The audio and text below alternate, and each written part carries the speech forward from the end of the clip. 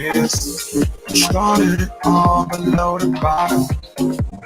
I didn't belong, I started crawling. And all that I lost ain't gonna stop. Cause all of it taught me how to struggle, man. Had a lot of cheers, had a lot of dance, gotta stop. Lot of wants, I got a lot of fears, but I know my time is here. I know my time is here. I'm singing. This has been a crazy year. Market taking, making tears. Heart is sinking, hate near. Made me want to disappear. Made me wish I wasn't here, but I know I got a dare. People watching me to cheer. I'm reflecting on the dreams. Every question is a beam. So the blessing gave me wings to fly to you. Got about the feelings inside of you. Got about the things that inspire you. You can see the future is possible. It's possible. Like I know what I can do. Send a little love to the vibe of you. Send a little touch you were shining through. Send a little what I'll be gone for you. Do what you do. Do what you do.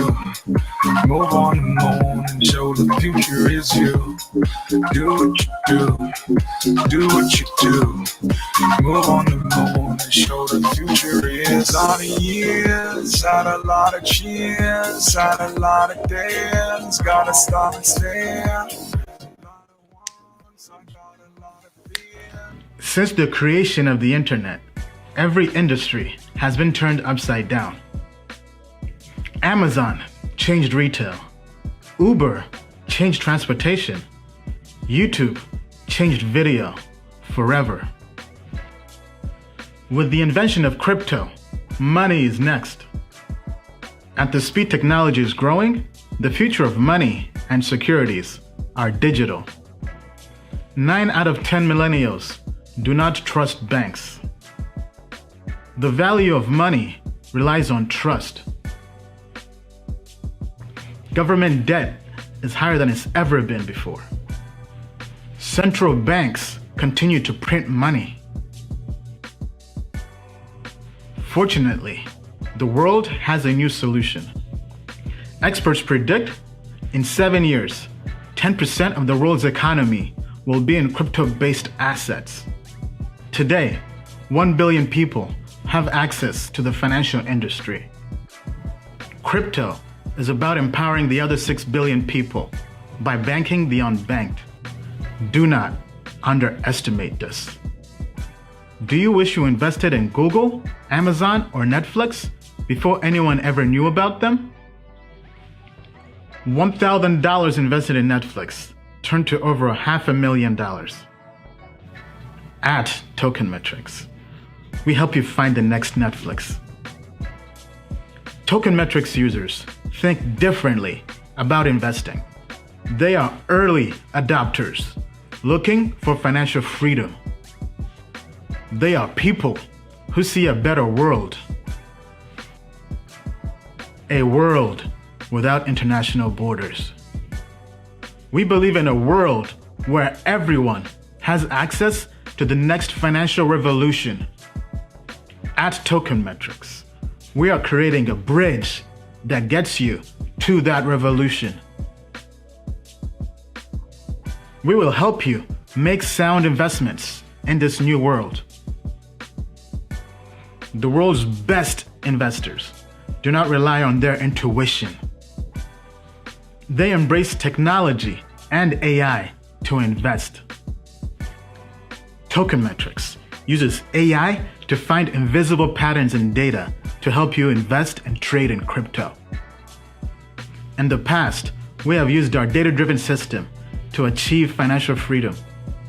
Now, we are giving you the keys. We created Token Metrics to be the only platform you'll ever need to make money in crypto. We give you AI and access to crypto experts at the best price. The moon is not the limit. To the moon and beyond.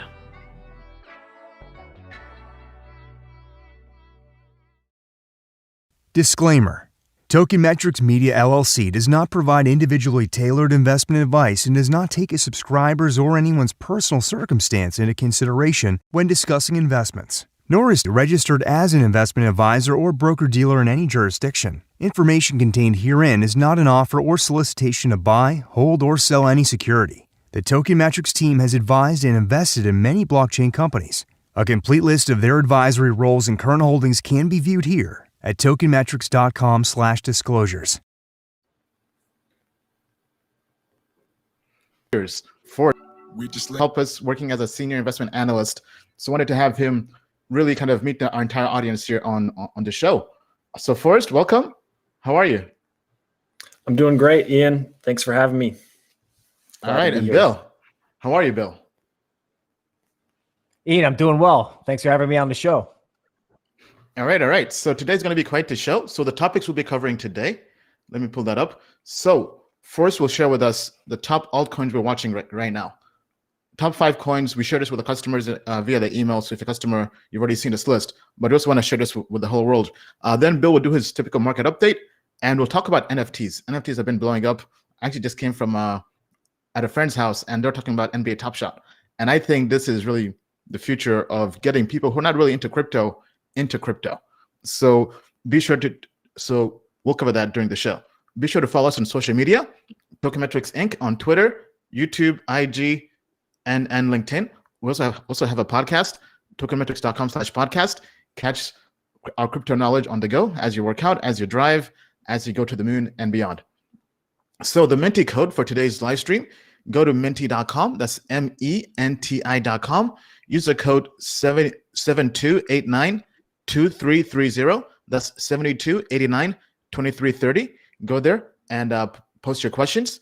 And if you haven't yet joined, be sure to join Token Metrics. We think this is one of the best crypto investment research platforms out there. Plus, you have us. You have me, Bill, and Forrest, and our entire team going through and really being your guide and your compass through crypto, through the future of money. So if you want to go to the moon and beyond with us, then definitely join us at tokenmetrics.com. So, so first person on the stream was, I believe, Wydazovani, as usual. I think that's what, Wydazovani. Hey, what's up? You were the first one on the stream. I think the last 2 live streams. That's cool. Prince of Crypto, Dragon Ball Crypto, what's up? The Crypto Jedi, El Patron, how are you? Jan, what's up, Jan? Juan, Abi, Kenneth, VK Reacts, Joshua.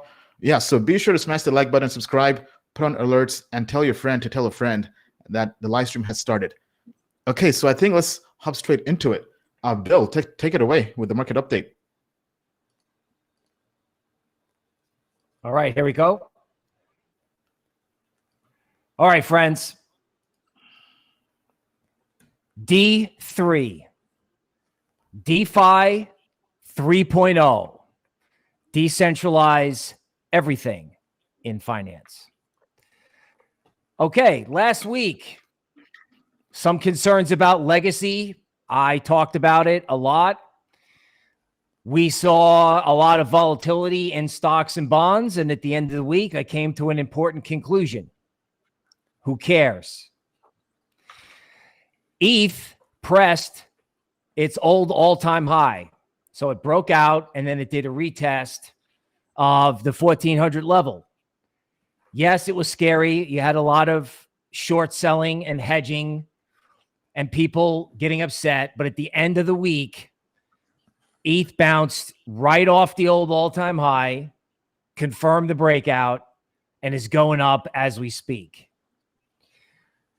For Ethereum, I think the minimum upside target is 2950. I think that's achievable by May 1st or earlier. Now, this is the big one. This chart was really frustrating, and then today it all came together. Ethereum versus Bitcoin. For anybody that's new, Bitcoin is twice as high as the peak it reached in 2017. And Ethereum, which we like a lot because it's both a currency and a technology platform to build all kinds of things, mainly the future of humanity. Ethereum is just sitting where it was at its high in 2017. Now, on a more specific level, Ethereum versus Bitcoin has so much room to go up and has frustrated so many people But there's good news. ETH versus Bitcoin has made a classic teacup and handle formation. I have seen this at the bottom of every big altcoin move going back 12 months. Okay. So in this case, if Bitcoin is at, say, 60,000, this chart implies ETH should be at 5 or 6,000. So not only is Ethereum going to go up, but I firmly believe it's going to do better than Bitcoin during D3. Now, how do you know that all of the selling from the legacy stimulus bond market debacle may be over? Well, I go back to my old reliable Galaxy Digital, a hedge fund run by Mike Novogratz, a crypto fund, seriously undervalued. The stock trades in Canada. The 16 level held, big technical support line, and they hammered it down there on Friday. My guess is that there were people buying, figuring this legacy storm was going to end. And that's exactly what happened.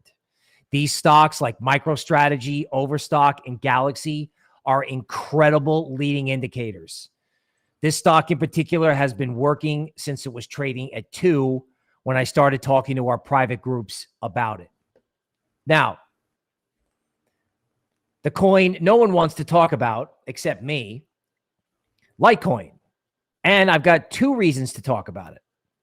First of all, Litecoin broke out, came back, and retested its high uptick from April of 2018 near 172. So let me walk you through this. Bitcoin, which is owned by institutions.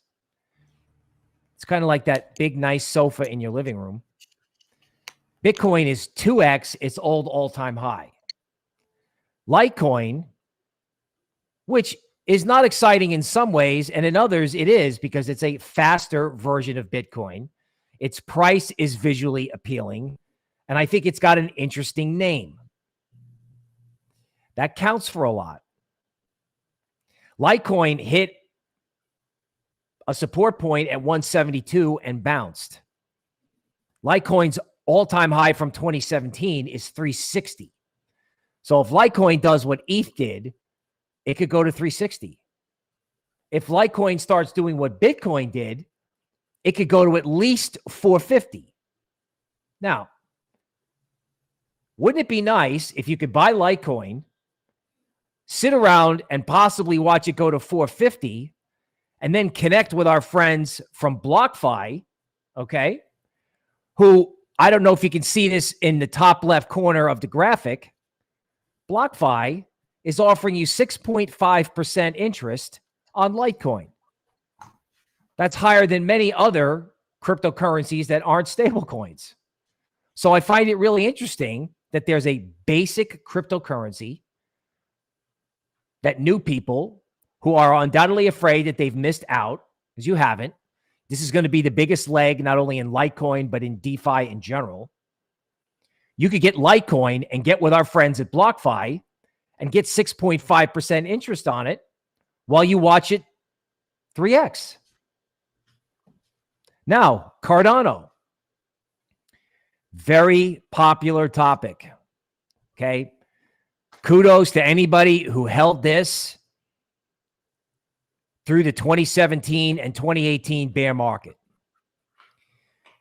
Cardano is a competing network to Ethereum. Obviously, as you can see, it traded from 10 cents to $1.50. That's a big move.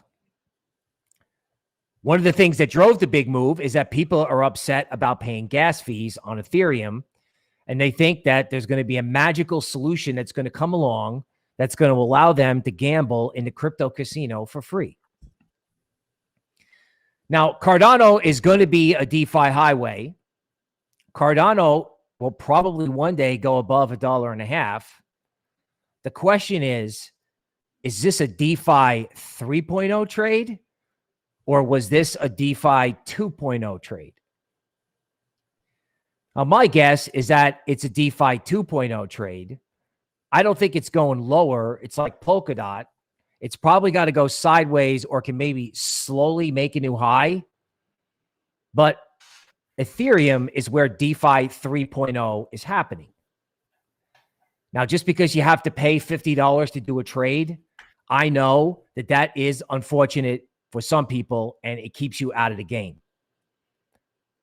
However, from a business point of view, ETH is the network people are willing to pay to be on. They're not willing to just buy the coin. They're willing to buy the coin and then pay to participate in the network. So Cardano is cool, but ETH is the expensive hotel in Vegas that everyone wants to stay at. All right. Now, speaking of expensive, let's talk about something that's totally overlooked. Because guess what, folks? In DeFi 3.0, the stuff that's going to go up is the stuff that nobody owns and everyone gave up on. So how about we look at Yearn Finance, a big story in DeFi 1.0. If I look at the Elliott Wave work in Yearn and look at the price action today, I could see Yearn going from 37K to 85K easily. And frankly, by the time this is over, at either Memorial Day or July 4th, I think you're going to see Yearn at 185K. The government has unleashed the speculative forces with the stimulus check. NFTs are hot. And I'm telling you right now, everybody gave up on this coin. And this coin, not so long ago, was the hot way where you decentralized all of finance. Not just, do a DeFi trade. Decentralize all of finance. Yearn price target, 185K. Now, on the subject of NFTs, Tezos. Spider Sense is telling me that somehow Tezos is going to wind up as a vehicle for trading an NFT marketplace. Everybody gave up on this coin. This thing could go from the neighborhood of 4 to 16 easily. And I think the NFT story could be the thing that drives it. Because that's what everyone says, right? Like, I get it. NFTs are great. You know, I don't have $6 million to pay for the YouTube video or the art that's being sold. How do I get involved? One guess I would have would be Tezos. Now, Bancor. This will be remembered as the coin that got DeFi 3.0 going. Bancor has solved something called impermanent loss. This is a lending and borrowing platform that our analysts think could go anywhere from 8 or 7 into the double digits. This kind of reminds me of the way Synthetics traded when it took off. This is also available, like Yearn, on Coinbase Pro. People may have shied away from it because it went from 2 to 6, and this may be one of those coins that goes from 2, where it started from, to 22. Okay? If Bancor is still moving higher and people are buying dips, then big players are trading D3. Okay, let's look at things that our team likes, and let's talk about why you need to be a Token Metrics customer. This is Alpha. It's got a nice story behind it. Our technology people have looked at it. Our customers had this in hand several days ago, several weeks ago. And now I'm noticing that this is making a consolidation formation. A classic Elliott Wave setup that we've seen time and again, just like the one we've seen in Yearn, where this coin that trades at roughly $1.50 or $1.60 is just sort of hanging out, waiting. And frequently before big trends start, That's what you have to do. Wait. So brief disclaimer, I personally own Bancor and Alpha. These coins are making formations on charts that lead me to believe that if you can wait, if you can hang in there, okay, when this D3 hits, some of these coins have 10x potential. Okay, let's talk about PERP, a derivatives play. We've brought it up before. It went up and then it went down like so many instruments in the world. Right now, it's trading around 5. Now, this thing's been volatile. It, went to 9, then it went to 4, and it's been very hard to stay with unless you were an early adopter at 2. My chart work indicates that this could, if 5 holds, that's an if 5 holds, the ultimate target, if ETH is at 3,000, could be PERP at 20. I also understand staking, according to our analysts, is coming out soon for this. 5 has got to hold, though. If it doesn't hold 5, I'm not sticking around. And yes, that was the first person I own PERP. I got involved yesterday. Now, Rari Capital, RGT. Basically, it's an improved version of Aave where you can create any money market you want. Our customers have known about this for at least a week or more, allowing them to get involved, getting them a 40% return as of this recording. I watched one of our other analysts present this, and then I did my own chart work. And if D3 is real, this small coin could head from 14 or 16 to 28 or 45. In other words, go back to July of last year and think about that move and think about what these type of coins could do. Now, I know I spent last week telling you, oh, I'm worried about legacy. And then I realized something. Everyone's too worried about legacy. And no one is thinking about D3, DeFi 3.0. So this is a highly aggressive combination. It just shows Alpha, ETH, Yearn, and Bancor. It's a demonstration of what you can do on the portfolio page of our website. Now, that's nice, but what I really want to show you is something that is a combination of work of my own TA, our quantitative analyst who's a financial engineer, and a member of our team who is a blockchain technology expert and a trader. So we work together to create this.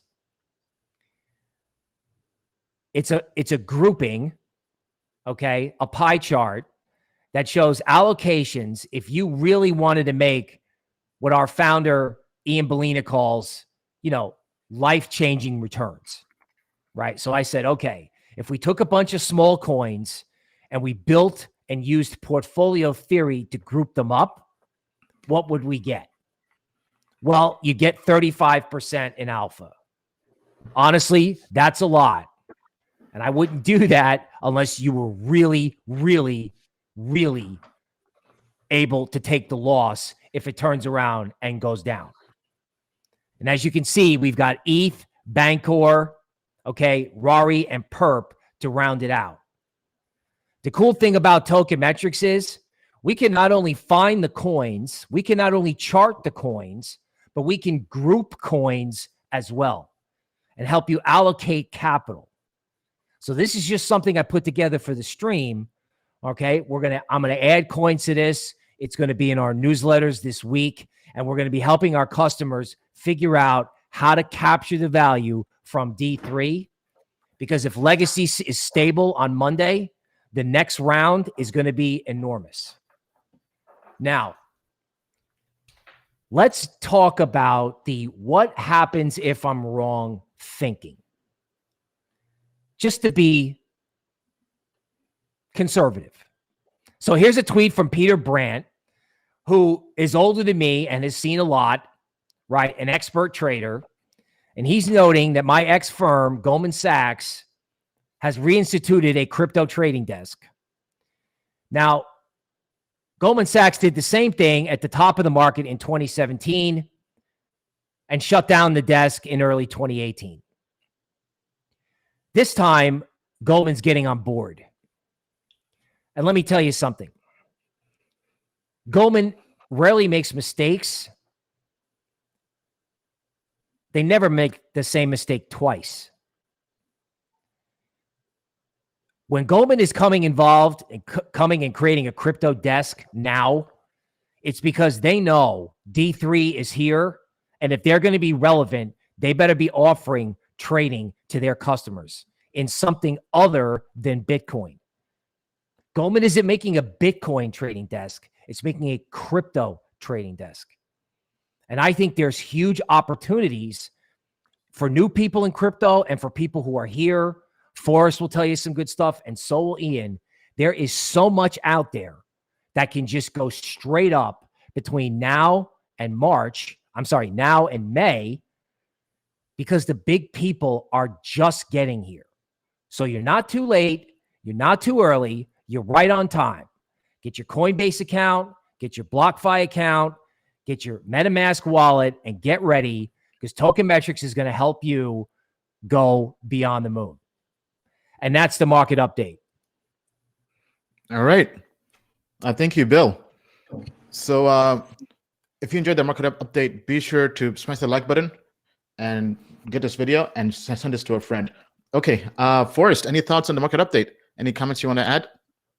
Yeah, absolutely. Thanks, Bill, for the market update. I love that you included Litecoin as your first or second coin that you did analysis on. And I actually believe there's a lot of opportunity right now in the digital cash solutions sector for cryptocurrency. And when I say digital cash solutions, I'm talking about non-smart contract networks. I'm talking about Litecoin, Bitcoin Cash, Monero, Dash, Nano, Zcash, if I didn't mention that one already. All these non-smart contract networks that aren't involved in DeFi, all the hype and mania around DeFi has caused what I believe to be an undervaluation of these digital cash solution coins.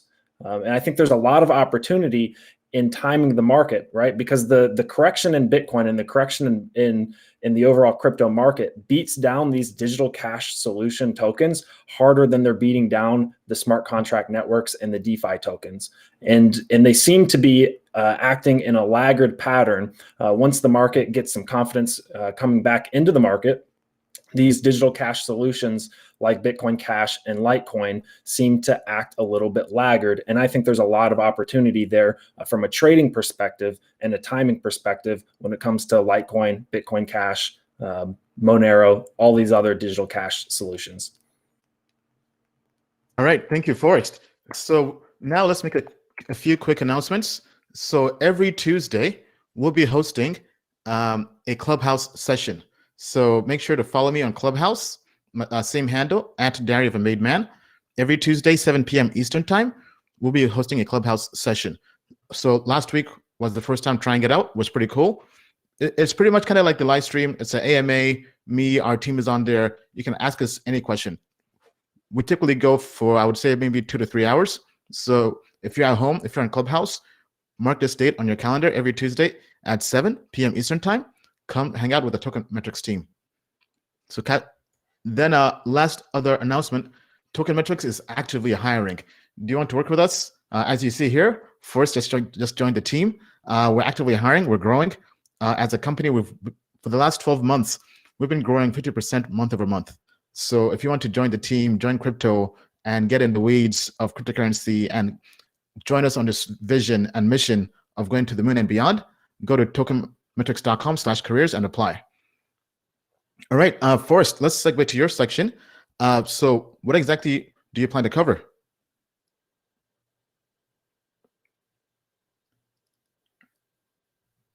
Okay, we can't hear Forrest. Not sure if it's just me. So or... I'm hope my audio is there back. You go. I'm covering 5 projects that I think everyone should be looking at and watching because they're on the Token Metrics watch list, right? So My job is to find the hidden gems, and I go through 50 to 100 projects every week in order to do that. And I rate them from a fundamental analysis perspective, and then I push them over to our development team to do some code review and some further analysis. And these are the 5 that I've pushed over to our code review team to put under a microscope and to keep an eye on in the future.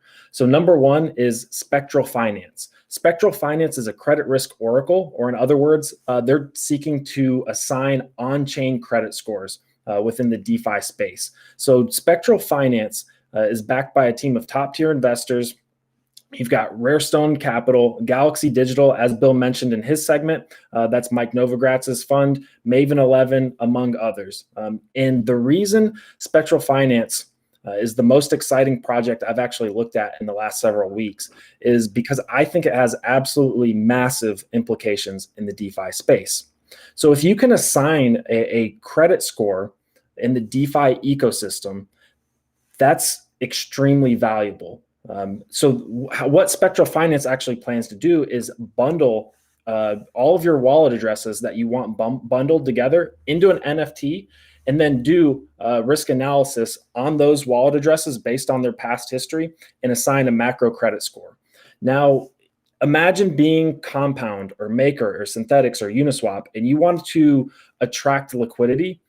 You can potentially offer a higher rate to people that are more solvent because they have a higher credit score. Now, the first iteration of these credit scores is just going to be to simply reduce the amount of collateral needed for lending protocols. So right now in DeFi, if you want to get a loan, a cryptocurrency loan, you're probably going to have to put up about 150% of the collateral of that loan to take it out.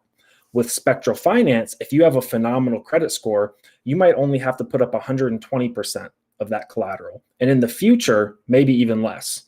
So I personally think SPECTRAL.FINANCE has very, very promising implications in the DeFi space. Next up is Teller Finance. So Teller Finance is actually similar to what SPECTRAL.FINANCE is trying to accomplish, but it's got KYC integrated with consumer data. So instead of being completely on-chain and on-chain only like SPECTRAL.FINANCE is, Teller is using Chainlink to look at your banking history and look at your and pull reports from credit agencies and assign you a probably a more accurate credit score because it's taking into account your off-chain data as well. So there's not currently a token for Teller or for SPECTRAL.FINANCE. I should have mentioned that as well, but we will keep you updated, and we're going to be watching closely for when these two do launch tokens. Teller has 3 audits that they've passed with flying colors, and they're also backed by 3 leading DeFi investors, Maven 11, Parify, and Framework. Also, Teller already has a working alpha product live, which is really nice to see. Next up is Akash. So Akash Network is a peer-to-peer open cloud computing marketplace built on Cosmos, and it's already at above a $200 million market cap. You can see the price here pulled from CoinGecko has been performing quite well recently, right? And I've pushed this over to our development team to do a code review because I want to know, is Akash Network the premier cloud computing marketplace, or is it just a competitor that's hyped up right now among the white noise of all this, bull market stuff that's going on right now? Another interesting part about Akash Network is the way it works is users get rewarded for providing computing power to the network. Well, Akash Network sells prefab supercomputers. They're called the Akash Super Mini, and they'll be available in Q3. So, pending further research and review, this could potentially be a lucrative source of passive income to just be able to plug and play, plug in one of these supercomputers and provide computing resources to the network and earn AKT or the Akash token in return. So next up, we've got Immutable. Immutable X is a brand new project. There's not a lot of information out about it right now, but it's backed by quite a few reputable investors, and it's a protocol for building on the Ethereum blockchain with scalable technology, ZK rollups, It's a ZK rollups protocol for Ethereum, and it not only supports ERC20 tokens, but also ERC721 tokens or NFTs. So we think Immutable has the potential to be huge because it's allowing developers to develop exchanges, decentralized applications, and games on the Ethereum blockchain with scalable technology behind it, that being ZK rollups. Last but not least is Parcel.money. Parcel.money is a crypto treasury management system, and they're backed by both Consensus and Protocol Labs. And one of the most interesting things about Parcel.money, which isn't available yet, we'll let you know when they do have a token launch. You've got all of these companies moving into the cryptocurrency space that may want to manage their payroll with stablecoins. But then you've got all this money sitting in your treasury that isn't earning any yield. Well, they're offering a yield tool that can optimize the yield on your treasury, your company's treasury that would otherwise be sitting still and subject to inflation. That, I think, is a huge value add and something I'm definitely, this is a project that we're definitely going to be keeping our eyes on. And that's the 5 projects that I think everybody should be keeping on their watch list. All right. Thank you, Forrest. So curious to see, which projects do you like the most? Let us know down below. Bill, any projects kind of jump out at you?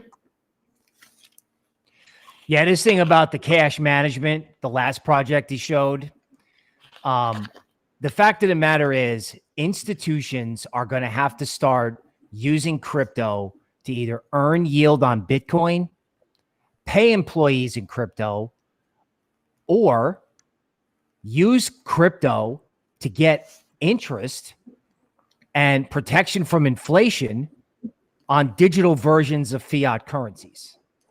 If you just sit around and wait for a loaf of bread to go to $12, you're going to get fired. If you can wrap that into a corporate treasury analogy, right? You can't invest at 0 or negative rates anymore. You don't have to, you shouldn't. And by the end of the year, it'll be irresponsible not to have done so. So that project is going somewhere. All right. Thank you, Bill.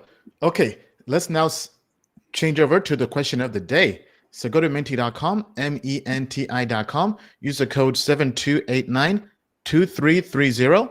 And the question of the day is, Ethereum Improvement Proposal 1559 is scheduled for July. Do you think it's time for ETH to break out? The options are yes, no, or it's hard to say. Bill, what do you think about this?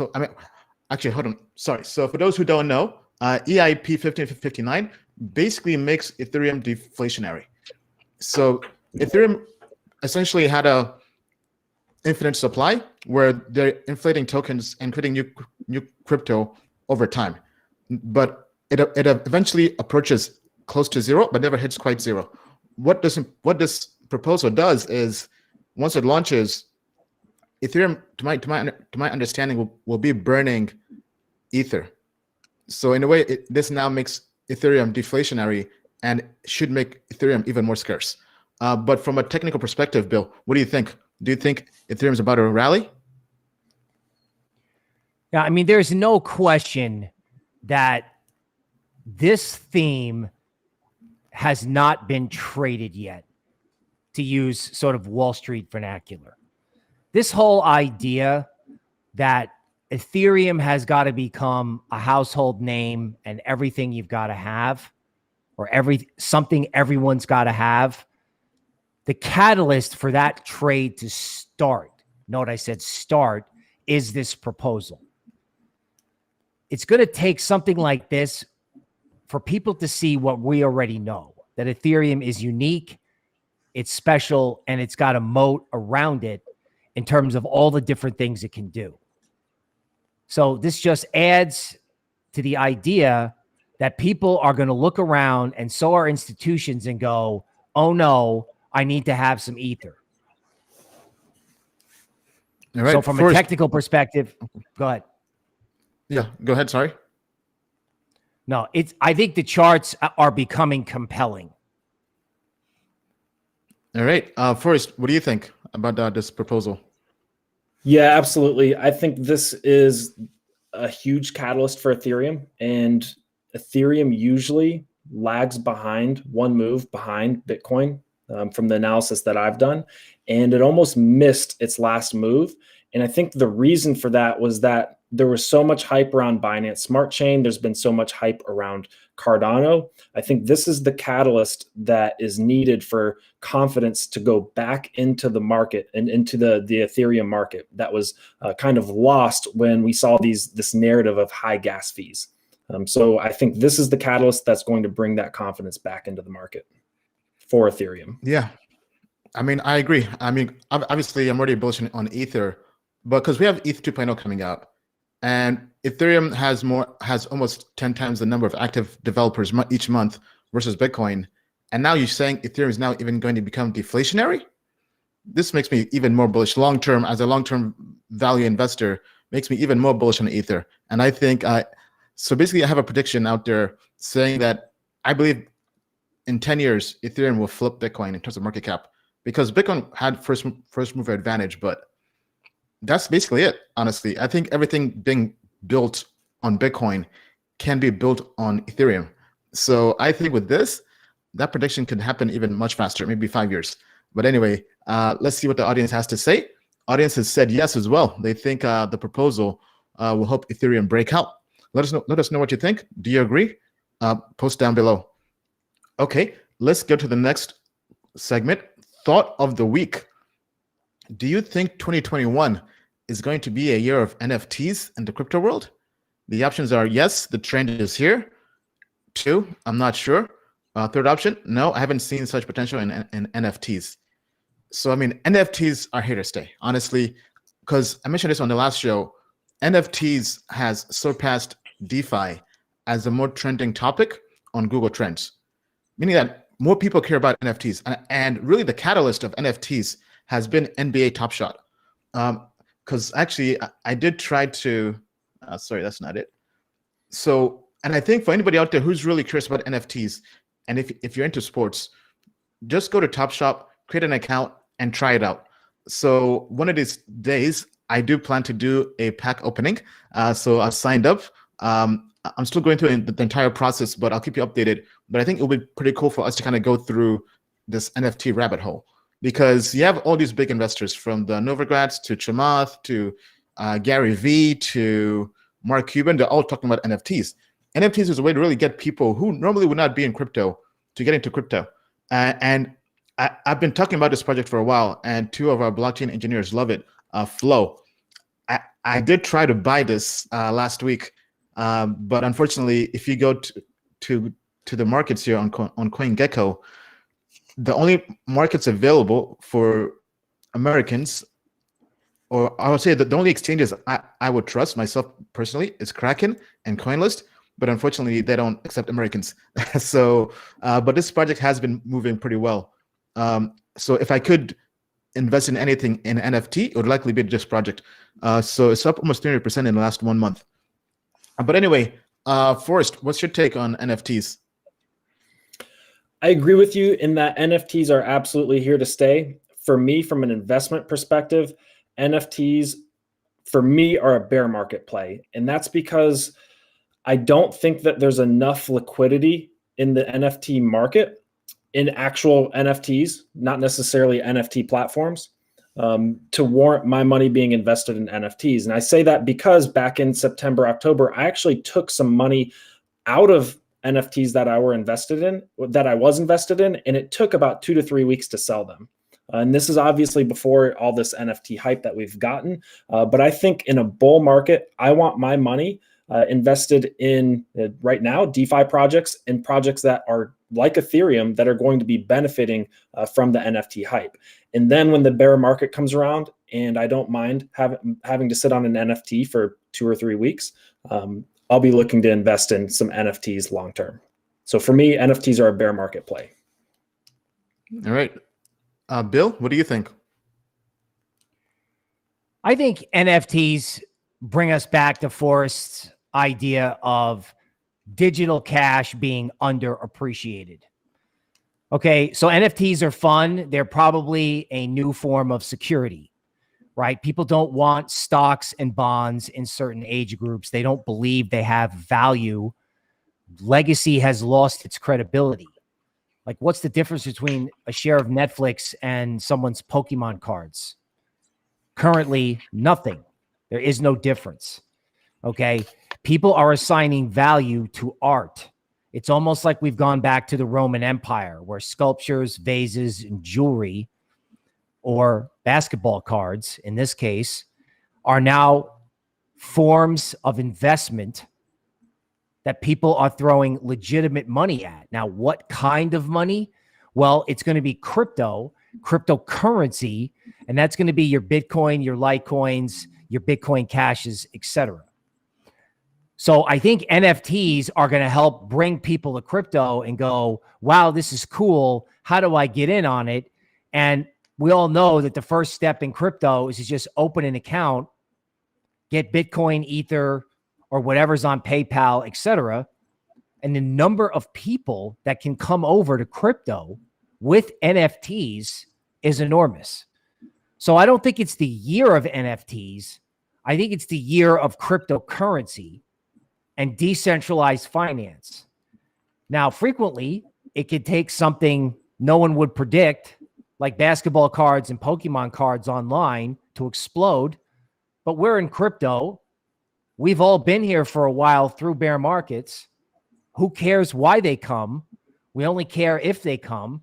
And we only care that, groups like us and Token Metrics are here to help you when you get here. So it doesn't matter whether you're tired of stocks or you're into basketball cards. You like NFTs? Awesome. Come on in. Let's do crypto. Let's go. All right. Thank you, Bill. And the audience agrees. They think the trend is here to stay. All right. Tell us what you think. Do you agree with them or not? Let us know down below. Okay, let's check in here with the audience and see what they have to say. Okay, so the crypto target says, have you seen Jack Dorsey's NFT tweet? What do you think? Yeah, I mean, it's crazy. NFTs are here to stay. Now, I would not be investing in them and treating them as investments. I would treat them purely as speculation, just like buying trading cards or going gambling, right? When I say speculation, I mean that I would personally not put I would put less than 1% of my portfolio into NFTs. If I was looking to actually invest in NFTs, I would invest in the infrastructure. That's why I think Flow Protocol and their blockchain is really the best NFT play, because you can really invest like a VC without having to speculate. Okay, let's see what else anybody else has to say. Beanie Babies, says Dave. Okay. Magic says it's for real. Very, very huge pump. Dave says it will popularize crypto, but it's like Beanie Babies or Cabbage Patch, not going to revolutionize anything outside collectibles and art. Well, I mean, you'll be surprised because I think DJ Law sold an NFT music album for $11 million. So you have all these artists who are really getting into it. And we're also looking into ourselves, possibly launching NFTs. So if you're an artist and you make great art, contact us. Maybe we can partner together and make NFTs. Okay, all right, let's go on to the next segment. Crypto Showdown. Top altcoin picks for March. The options are UMA, Solana, and Nord Finance. Go to minty.com and use the code 7289-2330. That's 7289-2330. And let us know what you think. Bill, so out of these three projects, which ones from a TA perspective do you think will have the best month? Okay, so that's a good question. So let's start with UMA. Pulling the chart up here. UMA was a big derivatives play. Okay, now when I'm looking at the screen and I'm looking at UMA, right? This area here, okay, this is a 4-hour chart. Okay, so obviously this is a fast moving market. And I would imagine UMA is going to be higher by the time people watch the recorded video. Okay. UMA has actually gone up a lot. Okay. It's gone from 10 to 42 and back to 20. Now, this does look like there's going to be another leg higher in UMA. The question is it going to take out its high? Okay. I would say no.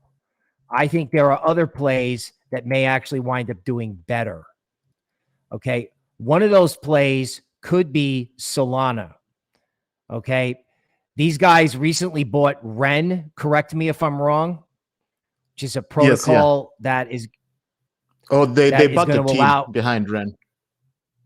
That's right. They bought the team.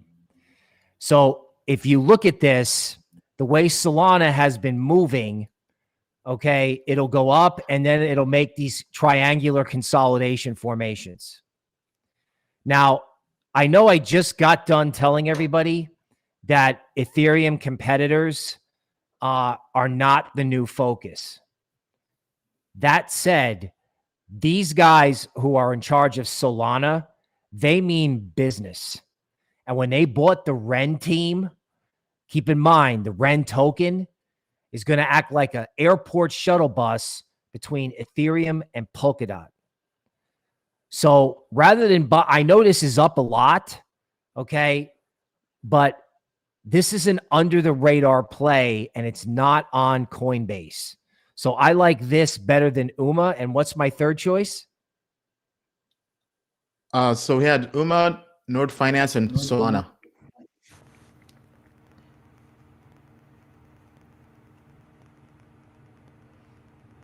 Okay, so Nord I've only got against ETH. So that's not going to be the best looking chart given the way ETH is trading.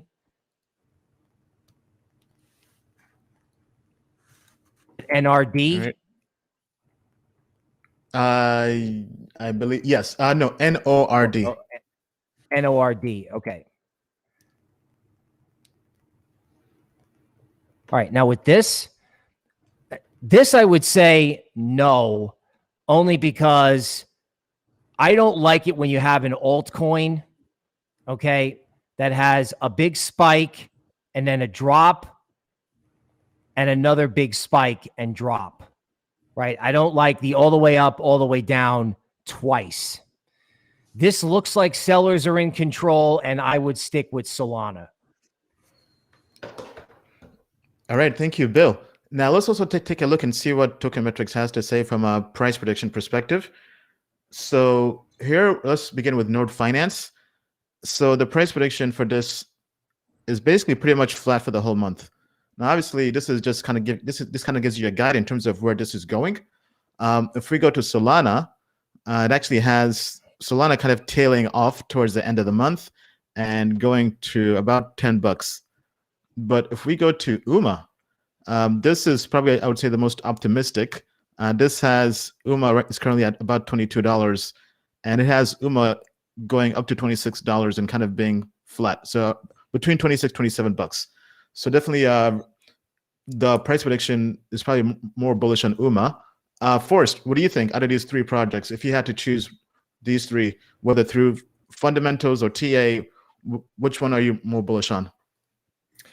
I'm going with Solana because I think until Ethereum gets the trifecta of EIP 1559, popularized layer 2 gas solutions, and Ethereum 2.0, these alternative smart contract networks like Cardano and Solana that are potentially faster and potentially have lower fees, I don't think those will start to crash or bleed until Ethereum completes that trifecta. I think there's still a lot of meat left on the bone for Solana, for Cardano, for some of these other smart contract networks. And that's my take on it. All right, thank you, Forrest. So let's see what the audience has to say. And the winner is Solana. All right, so Crypto Family is very, very bullish on Solana having a great month. Let us know what you think. Do you think they're right? Post down below. Okay, all right, let's go on to the next. Okay, time for crypto therapy. Okay, hold on. Sorry, just give me 1 second as we switch here. So if you have a crypto question you would like to ask, just just call in. Actually, just give me 1 second because I have to switch over to the phone. In the meantime, Bill, what's your take with the market? Any other comments on the market? Maybe you and Forrest can kind of talk for a bit as I get this opened up. Sure. Okay, so let me briefly weigh in on legacy. The stimulus package came out this week. Last week, the big fear trade that got everyone excited was that the government had trouble issuing bonds. In other words, the Fed wouldn't print money to let the Treasury borrow money. They tried an experiment for a week, and things got rocky, and they changed their mind. So I decided that they'd had quite enough of that. One question I did have for Forrest is, Forrest, I understand you have a favorite digital cash solution. Mine's Litecoin, but I understand you have a kind of a pet project of your own. Do you want to tell us about it? Yeah, sure. It's unpopular in a lot of crypto circles to even mention this coin, but my pet project, the one that I actually have significant bags of, about 30% of my portfolio in, is Nano. And the reason that is I think it's, from a technical perspective, the most undervalued cryptocurrency in the top 100 right now. I completely understand that it might take 2, maybe 5 years, or maybe never. My thesis may never prove true. And I'm prepared to hold through that because I think the risk versus reward ratio is high enough to warrant a significant part of my portfolio being in Nano. I believe, honestly, from a technical perspective, that Nano is better than Bitcoin. Now, obviously, from an adoption perspective, not so much, right? Nano has next to zero adoption. From a technology standpoint, you said? From a technology standpoint. So Nano has zero fees. Instantaneous transactions. So the Nano network has actually been getting spammed over the last few days. And I believe yesterday there were 3 million transactions on the Nano network. Confirmation times were 0.4 seconds, under half a second. So now, is Nano a fork of Bitcoin, or is it its own technology? Nope. Totally different technology. Okay. All right. Well, we're back. All right. So time for crypto therapy.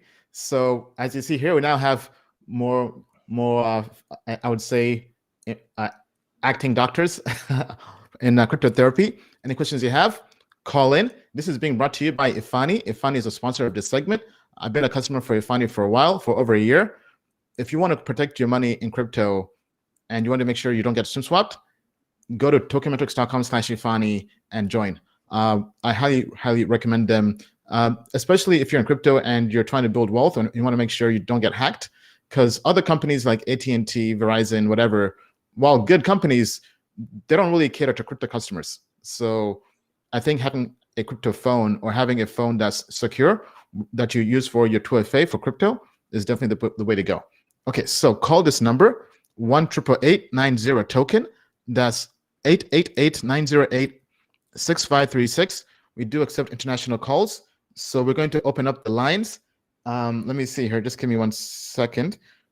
So let's see if we can get any callers to ask a question live on the air. Looks like, yeah. So when you call in, make sure to go to extension 1 for crypto therapy, and then we'll have you call in. Okay, so as we wait for people to call in, we can answer a few of the other questions.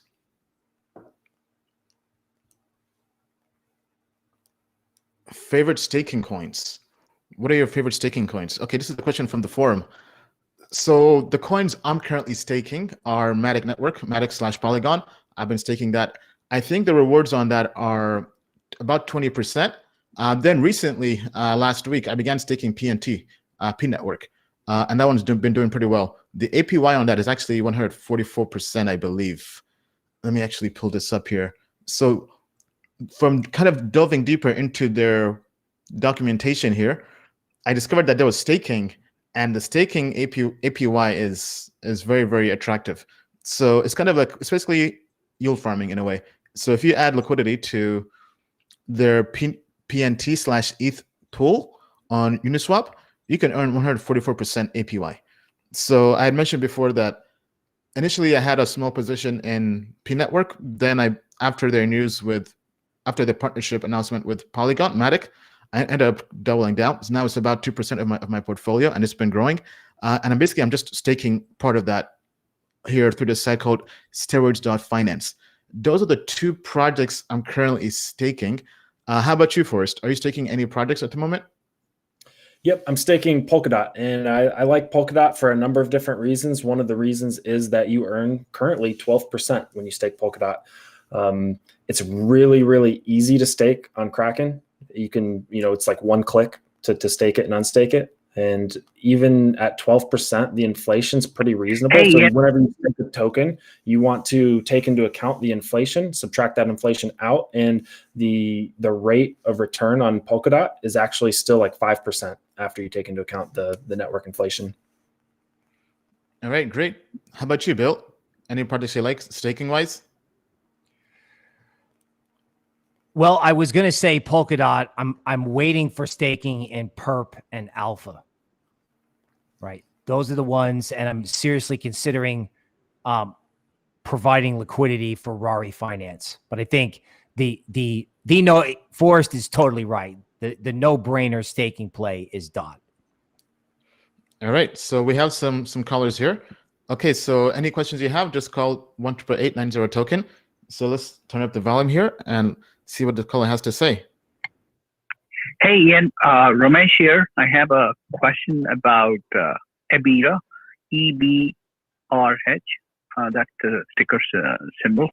EBITDA, it is touted as the tornado cash of Binance Smart Chain. I'm curious to know about your thoughts. What do you think the potential of that project is?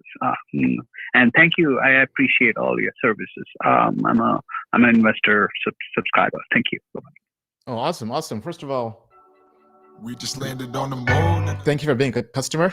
We're definitely everywhere we are because of people like you. Okay, so the project was, did you guys get that? ERB? Ibira? I've not heard of this, unfortunately.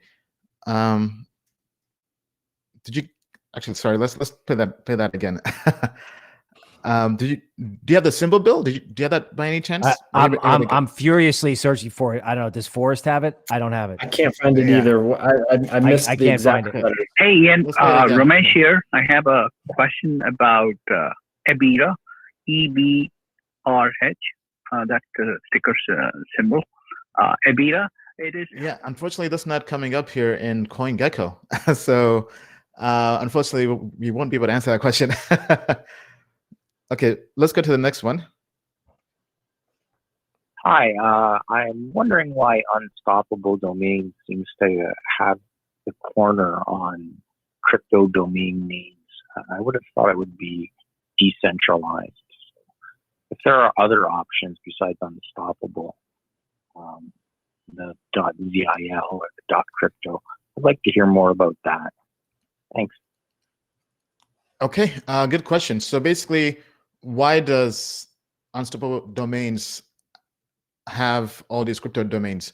Because when it comes to domain names, my understanding of how the whole process works is basically very centralized, because all these countries come together and there's some kind of formal body, I forget their name, that basically controls the top level domains of .com, .us, whatever country you're in, and all these countries and this body decide. So my understanding is all these providers, they just go out there, purchase a particular subdomain such as .crypto, .eth, and then they resell that and they tokenize that through crypto, or they let you buy that through crypto. So you can't really make that fully decentralized to my understanding, because there's always that centralized aspect to it. Now, one project we did look into a while back was called Handshake. Yes, so maybe worth looking into. They're basically building their own blockchain, and then it has a market cap of about 100 million. And this blockchain is really for domain services. Hasn't really done too well in the last 1 year, even in this bull run, which is actually kind of surprising. but basically it's a decentralized naming and certificate authority. So maybe worth looking into. I haven't delved too deep into it. I did have their white paper on my list to read last year, but never got to it. But looking at this, it says Handshake is a decentralized, permissionless naming protocol where every peer is validating and in charge of managing the root DNS naming zone with the goal of creating an alternative to existing certificates. Okay, yeah, so definitely worth looking into this. Forrest or Bill, have you any comments on domain names for crypto? Yeah, I've got relatively little insight to add there. I do find it interesting because I know there are businesses built around flipping off-chain, normal domains. So it would be interesting to see if there's a marketplace for flipping Ethereum-based domains. But from the technical perspective, I have very little insight to add. Okay, all right. Let's take one more. Just give me 1 second here. Okay. How you guys doing? I just wanted to ask about Celsius Network. I heard the last couple of live streams and really inspired me to go ahead and purchase some of these mines. The question that I had is on the ideal antenna type of antenna that you get, whether it's a 3, 6, I think there's 9, and even above that. What kind of rating you would recommend on those? Thank you so much. Okay, so he mentioned Celsius, but I think he meant to say Helium Network because that's the ones with the antenna. So let me actually pull that up. So this has been something we shared with our customers in the private group in the Pro plan, which I basically shared with them, or actually no, a customer shared this with the group. There's a bundle currently. Let me pull this up. Just give me 1 second. But this antenna, I think, is a steal because this is the bundle I purchased.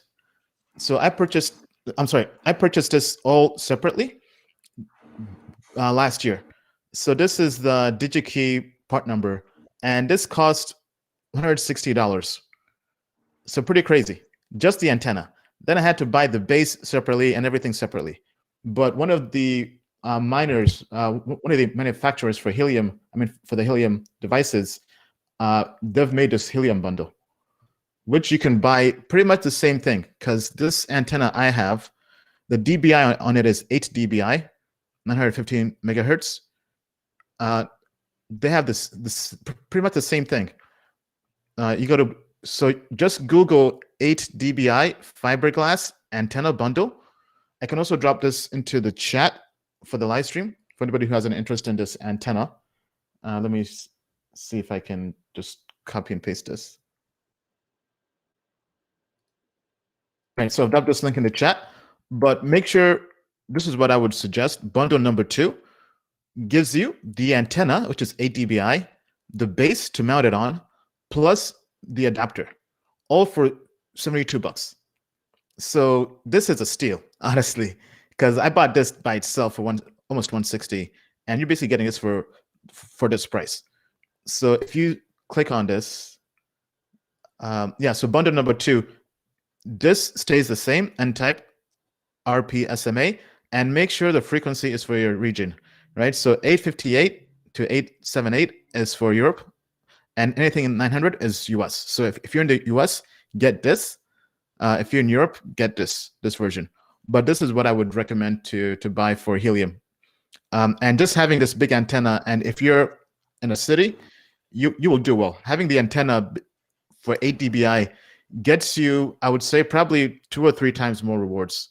Because I'm about 15 minutes from downtown Austin, and a friend of mine who's in downtown, he's basically in the middle of Austin, downtown, and I'm getting twice as much each month. So I highly recommend this antenna. Okay, good question. Anybody with any comments on that? Forrest or Bill? You guys mining Helium yet? My devices are on order. On order. Yeah, they're It's how I'm going to get my daughter into crypto. Yeah, great way to get people into crypto. What'd you say, Forrest? I'm getting mine as soon as I can. I'm all over it. All in. Okay, let's take one more question from the audience here. Cryptotherapy. Okay. Hey guys, what do you think is going to be the first killer app for cryptocurrencies? For the internet, it was stuff like email and online shopping. But what do you think is going to be the first killer app that the everyday person is going to use for cryptocurrency? Thank you. All right. Thank you, caller. Thank you for the question. Forrest, what do you think is going to be the first killer app? The first, I mean, kind of two things come to mind. You've got just general wallets for, your digital cash solutions, sending payments. And then you've got DeFi. I mean, I think DeFi is already kind of that killer app that, it's not popular with everyone yet, but I think eventually the space is going to be more friendly to people that might be less, technically savvy and less interested in providing yield on DeFi. But I think we'll see the DeFi platforms and the user interfaces become more and more friendly to the point where people are providing liquidity and earning yield on their tokens, from simple apps in their phone. All right. Thank you, Forrest. Bill, what do you think?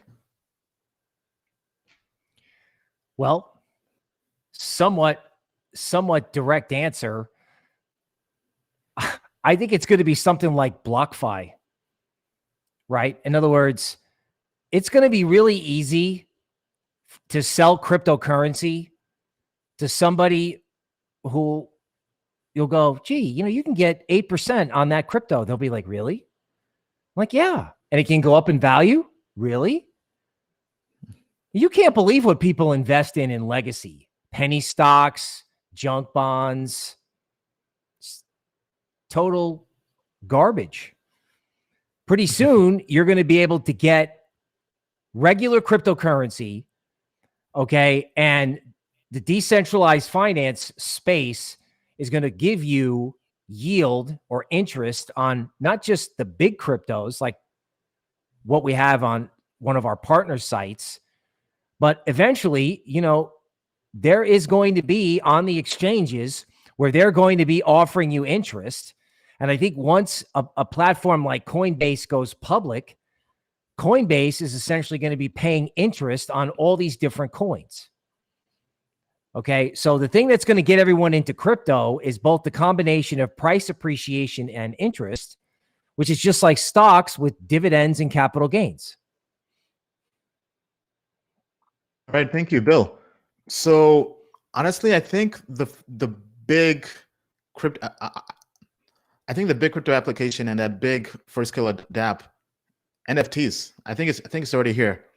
Because initially I would have said DeFi, but once NFTs flip DeFi, even though there's lots of speculation, and seeing how many people who really didn't care about crypto are now getting into crypto because of NFTs, I think it's here to stay. Because if we go to NBA Top Shot here and looking at their traffic growth, does that pull up here on the screen? Yeah. So according to their traffic, it went from, in September, they're getting 21,000 views a month, to last month, they got almost 10 million views. So these are people who could care less about crypto. All they care for is basketball and athletes and making money. I mean, and this is just going exponential. So, because right now, basketball is not really popular, but I think once we enter the playoffs and they start dropping playoff packs, because I think if we get from here with Flow, because Flow is already valued at over $2 billion, the company behind us, because the interface on here is very, very easy. People are using this dApp, and most of them don't even know it's crypto, because it gives you the option to buy with crypto or to just buy with cash. But everything under the hood is blockchain. They built their own blockchain from the ground up. And I think this is how crypto really goes mainstream, because they're doing this with the NBA, but I'm pretty sure the NFL is next. There's also Sorare, which is doing the same thing with soccer and football, basically. So I think these are the killer dApps, because the amount of people I'm meeting in person who are hyped about this and wouldn't really care about crypto, when I talk to them about NFTs, they're all in, from artists to musicians. So I think this is the killer app.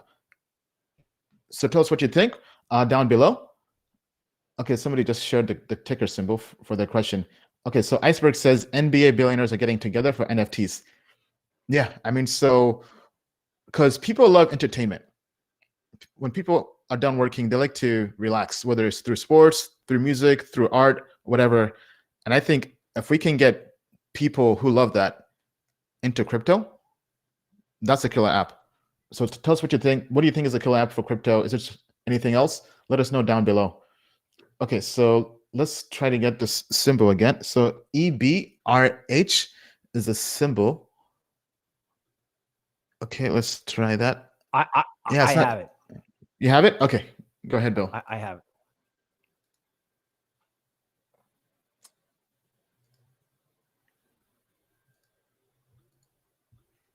Okay.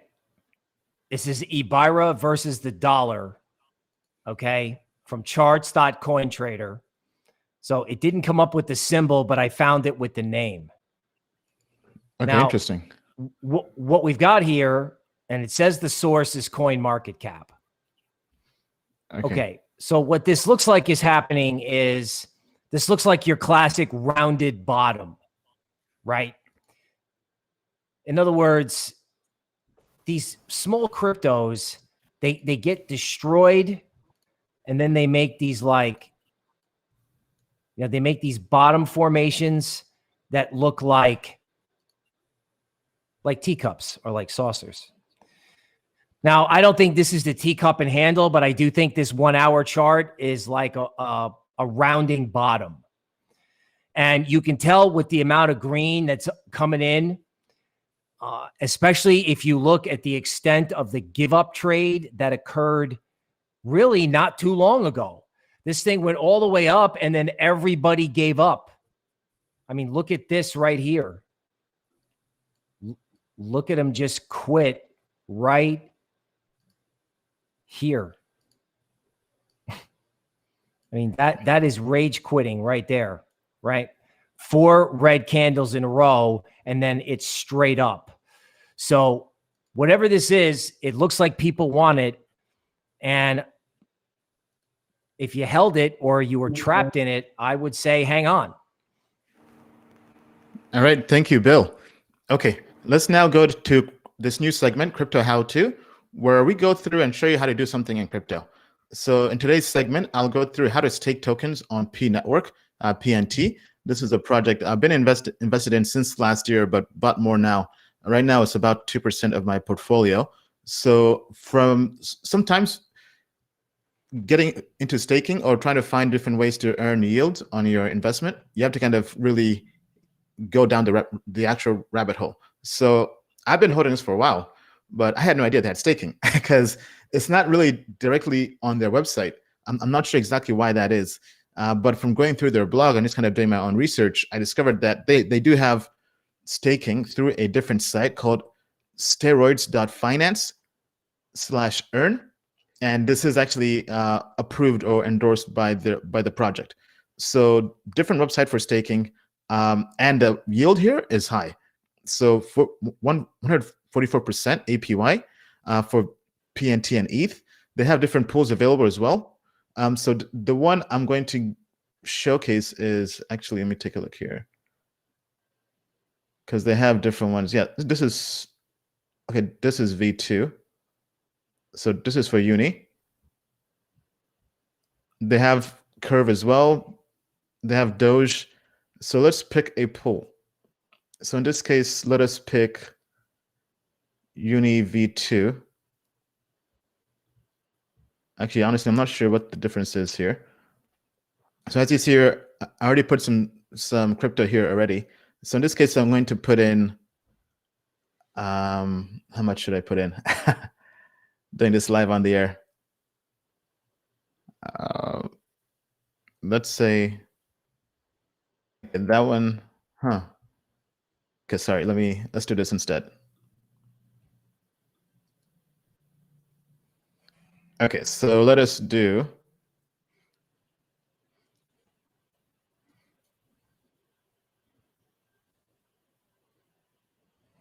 how much do I have here? I have 2 ETH. Okay, so I have this plugged into my MetaMask, and I have my MetaMask connected to my Ledger wallet. So you just come in here, put in the amount you would like to stake. So let's do 10. Then I stake the ETH. So actually, yeah, that's too much. Let's just do 1 Ether just to keep things simple. Hit stake, MetaMask pops up. It then asks me to add that there. So I just confirm the transaction. Then let me actually log into my Ledger. That would help.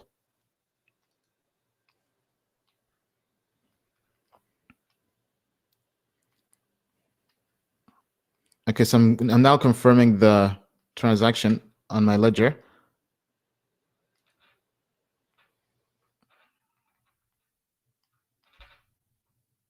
Okay, and now it should take some time to process. It says view this on Etherscan. Give it a few minutes, and then this will update, right? So basically, this is kind of different than compared to other staking platforms, because here I'm basically adding ETH, and it then buys half in ETH. So I'm sorry, it sells half the ETH to buy PNT. So for some reason, I'm not really depositing any PNT. So it's kind of weird, to be honest, because usually like on 1inch Exchange, they'll let you use the tokens you already have. So I already have PNT, but in this case, it's just selling my Ether for PNT. So you have to factor that in. So it's not a traditional yield farming or staking platform compared to like Sushi or 1inch Exchange. But that's pretty much it. It's that simple. APY is high. Obviously, be careful when adding liquidity to pools because you can suffer impermanent loss. But if you believe in the project long term, then definitely look into adding yield to your portfolio. Forrest or Bill, any comments on staking?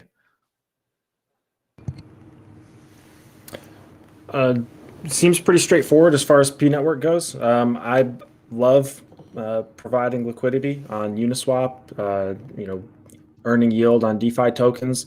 I've got a number of different cryptocurrencies and tokens staked or providing liquidity and earning yield. So I'm a big fan of it. And in my experience, even long-term over the last 5 to 6 months, I haven't experienced that much impermanent loss on my DeFi portfolio. All right. Thank you. Okay, so now let's switch over to the AMA. So go to menti.com, menti.com. The code is 72892330. So the first question is thoughts on Sora, XOR. PokerSwap is doing a huge airdrop for XOR holders in a couple of weeks. Thank you. Yeah, I mean, we've been keeping tabs on the project. We can't really do a code review yet because the code is not open sourced yet. But we had an interview with the founder, Makoto, last year with a private group in the Pro Plan, where he kind of gave updates on the project and told us about their DEX. For those who don't know, PokerSwap is basically building a DEX on Polkadot. So think of it as Uniswap on Polkadot, essentially. And Sora was one of the best performing projects of last year. It pretty much just launched out of nowhere. It was a silent launch. I don't think they sold tokens at all. I think you had to just earn them, or it was an airdrop. I'm not sure. But the returns on that were huge. I think I've heard stories of people putting in like $1,000 and making millions on it. Like the return was crazy. Bill, could you pull this up and do some TA on it? Yes. Okay, coming right up. Yeah, really an unbelievable chart. Okay, so this is XOR. This is a 4-hour chart. As you can see, it went from 0 to 750.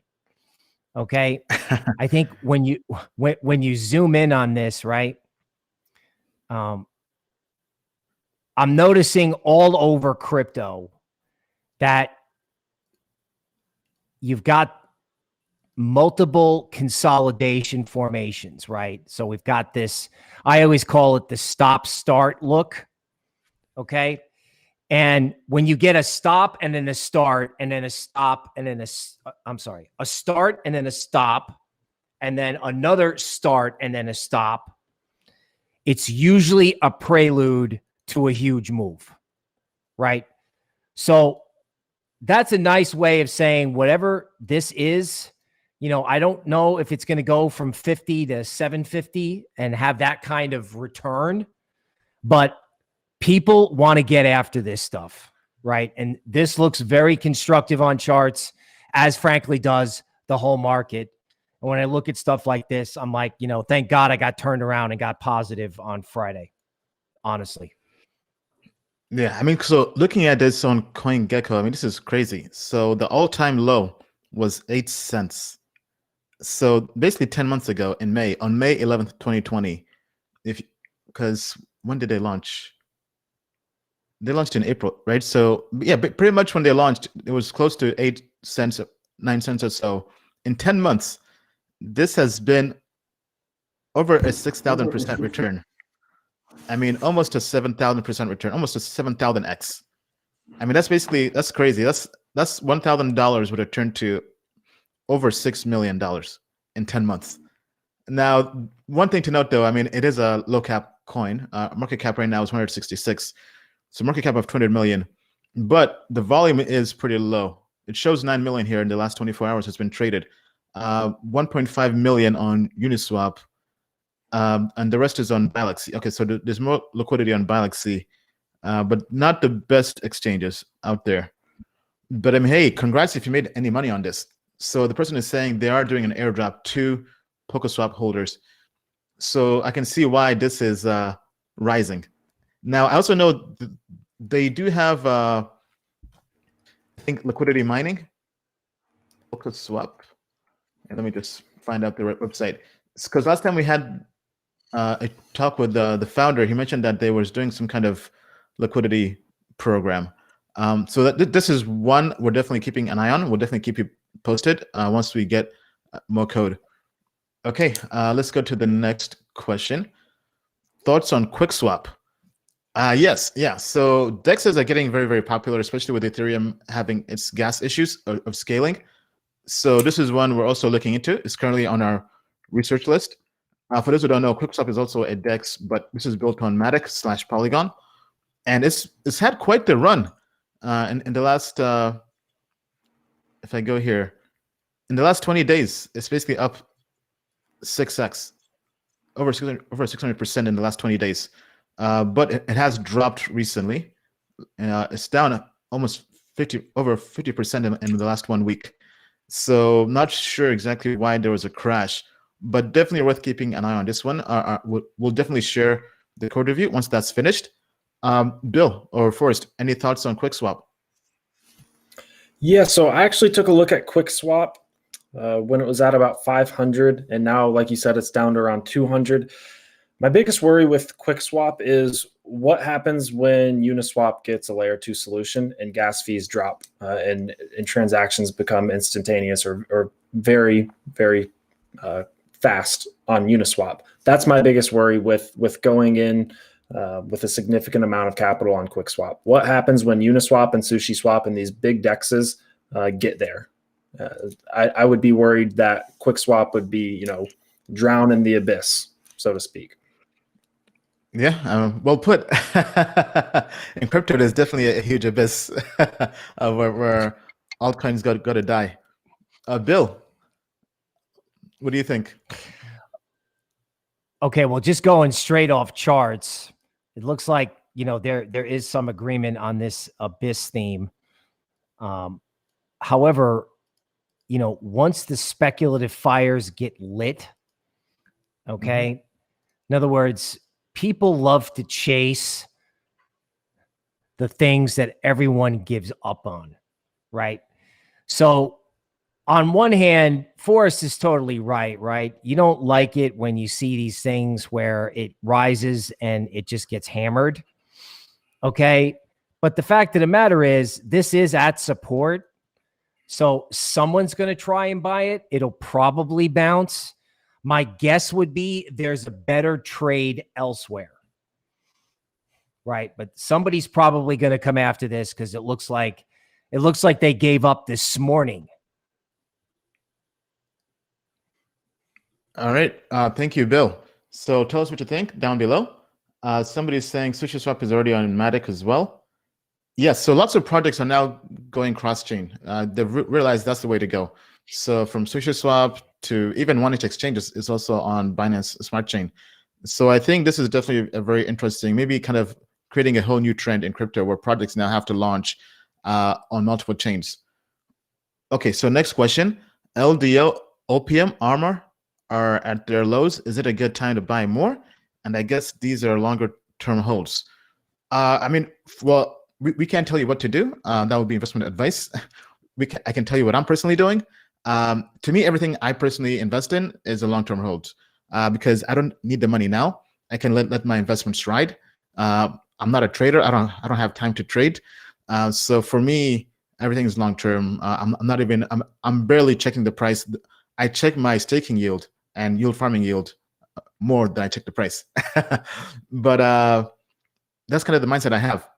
Now, I don't personally buy Mo or dollar cost average. Typically, I just I find good projects that our team of engineers gives a score of 80% or higher based on code reviews. Once that's good, then I like to put about 5% of my portfolio into that as a long-term investment, and then I just kind of wait. Then after a while, I'll take profits. But for now, I'm not taking profits at the moment. I'm just passively earning yield. Now, one of the liquidity pools actually did end on OneInch Exchange, so that might change things. Because going here, right, the farming pools available on OneInch, they closed a ton of them, right? So they still have Torn and Opium. Vesper, actually, we just covered this project recently with our customers. We did a code review on this last week. Definitely worth keeping an eye on. But if you go here to everything that's ended, LDO has ended. So I did this for about a month. So I put in about 13 grand and earned about 1,600 in OneInch. So I'll be claiming this probably today. And all these other pools also ended. Yeah, I'm not sure why they stopped. I guess they're just running out of tokens, or they have time frames. So liquidity might be drying up as a result. But I still believe in this project long term. But I'll probably take out everything from the pools because it makes no sense to be in the pools and take on the risk of impermanent loss if you're not being paid for it. Forrest, what do you think about these projects? I'm not personally invested in any of these three. I like the derivatives space right now with Opium Network. It is getting a little bit crowded, a little bit competitive. But I know Opium, I believe, scored really well on the code review. So if I had to pick any of these three, it would probably be Opium. Okay, so actually a person has a question here. What's long term, says Emmanuel. Good question. Well, it varies. I mean, long term varies. Like investing is so personal. That's why it's very hard to even like give out exact numbers. But I would say in general, in crypto, long term is 6 months. I would say 6 months is long term in crypto.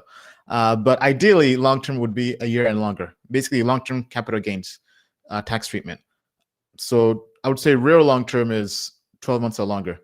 But in crypto, things move probably 100 times compared to equities. So long term could be 6 months. But to me, long term is kind of set and forget, right? You invest in it. It's kind of like buying Bitcoin back in 2013. Like, what's long term then? Long term is 2015, 2020, 2030. It varies. There's some people who never plan to sell their Bitcoin until it's at $1 million. So everything varies. Bill, could you maybe do some TA on these projects since our customers our audience has a huge interest in it? Let's begin with LDO. Okay, I'm pulling up LDO now. Okay. Okay, I have Opium first. Is the symbol just Opium? Yeah, that works too. Any of those three. Let me get that.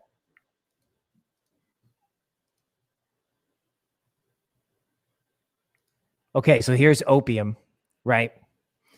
4 hours from Uniswap. Right here, that's buyers coming in after everybody spent the entire month of February giving up. So my guess is Opium is a good play. What's the other symbol? LDO.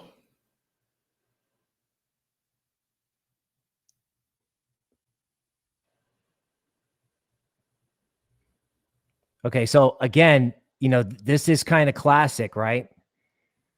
This live stream, everyone, sometimes we have these shows and everyone's like, oh my God, I missed it.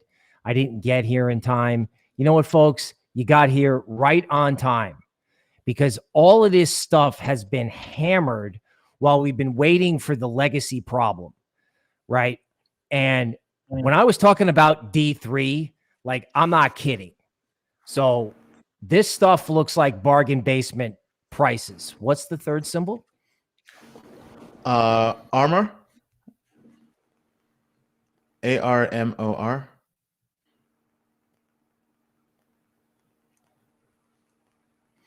Okay, so this is your retracement game.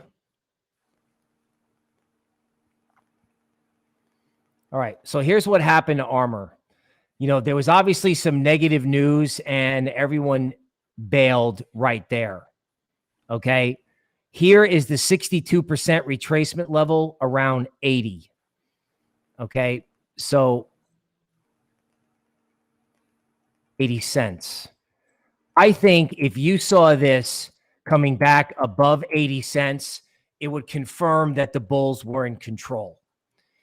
I think if the bulls do get control of this, it's going to go a lot higher. And here's why, right? Oh, okay. So this was the prior support point around 75 or 80 cents. And on this hack, they flushed everybody out, right? Everyone up here who paid between 80 cents and $2 probably gave up and got washed out. And that means anyone coming into this is going to be old buyers who got frustrated and want back in, along with new buyers. So all of these coins have got a similar look. This one's got a pretty powerful rally. All right. Thank you, Bill. Okay. Next question from our audience. Hey, can you take a look at Hex? Several hundreds of thousands has been locked up for 15 years this week. Okay. Bill, could you pull up TA on Hex? Now, Hex, as we've kind of mentioned, is not anything we would hold long-term. From a fundamental perspective, we think they're better investments, to kind of put things politely. But as a trade, I mean, if you're trading it, definitely practice proper risk management. Forrest, when you trade, how do you position your trades? What do you mean by position my trades? How do I manage my risk? Yeah. So how do you manage risk? What percent of your portfolio do you put into a particular trade? How do you kind of do that? Yeah, so it totally depends on my confidence level. I entered actually several trades on margin when Bitcoin, when the initial news came out that Elon Musk was into Bitcoin. He put the Bitcoin into his Twitter bio, the Bitcoin hashtag, and then that was followed up by his news of 1.5 billion. After we had held $30,000, the 30,000 point, and we dipped below a little bit, 28,500, I think was the low, maybe 28,700. When we had support for Bitcoin at that level so many times, I felt confident enough to enter a margin trade with a significant portion of my portfolio, not your typical managed risk of 1% to 2% of your portfolio per trade. Now, right now, totally different story. I am not leveraged in any of my positions. I am spot long with the majority of my portfolio. But as far as entering trades go right now, given the current market circumstance, I would be using 1% to 2%, maybe 3% of my portfolio per trade. It really depends on my confidence in the market at the time. All right. Thank you, Forrest. Bill? All right. Let me get the TA pulled up on Hex. Again, this goes back to this idea of D3, right? First, Hex gets going last year. Okay. That was like from nothing to 1.5 cents. Comes back down. It starts again, and then it stops. Now, I know this is not particularly exciting action, but I think if you see Hex above 1 cent again, okay, or 1.5 cents, it's got a shot at going to 6 cents, right? This is the type of environment with these Elliott wave setups where you can start setting gaudy price targets and, leveraging off what Forrest said. You can have 1 to 5% of an account or a portfolio in some of these speculative coins and have these things possibly 5x, right? In other words, I like to work with our quant team to set up portfolios, but Forrest risk management is spot on. And if you look at the chart in Hex, if somebody was trading and wanted to do 1 to 2% in this, I think you can do it because it's going sideways and it's got an Elliott setup for much, much higher prices. And I don't think anyone really understands that we could be entering a genuine alt season. And the last time we had one, Hex was a leader for DeFi 1.0. So, I wouldn't be surprised if Hex went along for DeFi 3.0. All right. Bill, some people are asking, could you define what you call DeFi 3.0? Okay, good question. So DeFi 1.0 was last year, right? That was, hey, DeFi is a thing. DeFi 2.0 was kind of a flash in the pan when everyone from Robinhood who was disgruntled came to Coinbase Pro. DeFi 2.0 was Aave going from like 175 to 500. Synthetics going to 20. Uni going from, 10 to 30. Okay. So all those big Coinbase DeFi alts was what I would call DeFi 2.0. DeFi 3.0 is going to be the future of derivatives, disrupting Wall Street through blockchain, your perp, your alpha, your opium. Okay. I'm even looking at something called D-Hedge, decentralized hedge funds. So D3 is the decentralization of all finance. Okay. So I think this rally, DeFi 1.0 was unbelievable because we were like, oh my God. And this helped launch Token Metrics into outer space. DeFi 2.0 was on Coinbase Pro, which is very strange. DeFi 3.0 is the world realizing that all finance has to be decentralized. This includes NFTs. This includes derivatives, futures, leverage, treasury management, all of it, all of finance, as in go to the store, buy a 500-page finance book, look at it and go, wow, this is all going on a blockchain, just like my basketball cards. All of this is going to be decentralized. And if you think of it that way, you think of a 500-page finance textbook in crypto on a blockchain, the whole market is mispriced, meaning it's too cheap, right? ETH is ridiculously cheap. ETH could go up 3 or 5x. I think all of these altcoins, if you catch the right niche, digital cash, derivatives, options, if you get it right, it's a 10x. The 10x's are out there. It's not just YouTube talk anymore. All right. Thank you, Bill. Definitely great words there. Okay. Let's go to this question here. If the stock market is showing signs of a crash, do you still hold Bitcoin or ETH or trade into stablecoins? What about altcoins? Forrest, what do you think? I'm pretty long crypto for the long term. So like you, Ian, most of my stuff is in long-term holds right now. As the risk in terms of how big the crypto bubble goes, I'll take some profits and maybe reduce my exposure to the crypto market a little bit. But that's coming from a place of I don't have the legacy expertise that Bill does. So Bill may be able to shed some light on how he handles his crypto holdings based off of the legacy market performance. Bill, what do you think? So let's talk about legacy gymnastics from last week. Here's what happened. Something happened in bonds. It was bad. I'll spare you the backstory. Bonds started to go down and interest rates started to rise, and it scared everyone in the stock market. So the people in the stock market, they have a new habit, particularly over weekends. They get short crypto.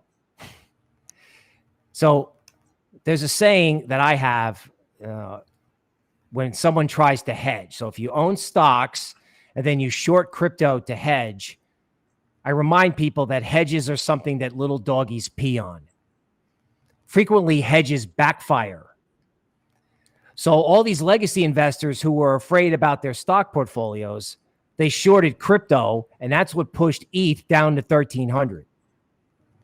Well, when crypto came back and their shorts in crypto got squeezed out, what did they do at the end of last week?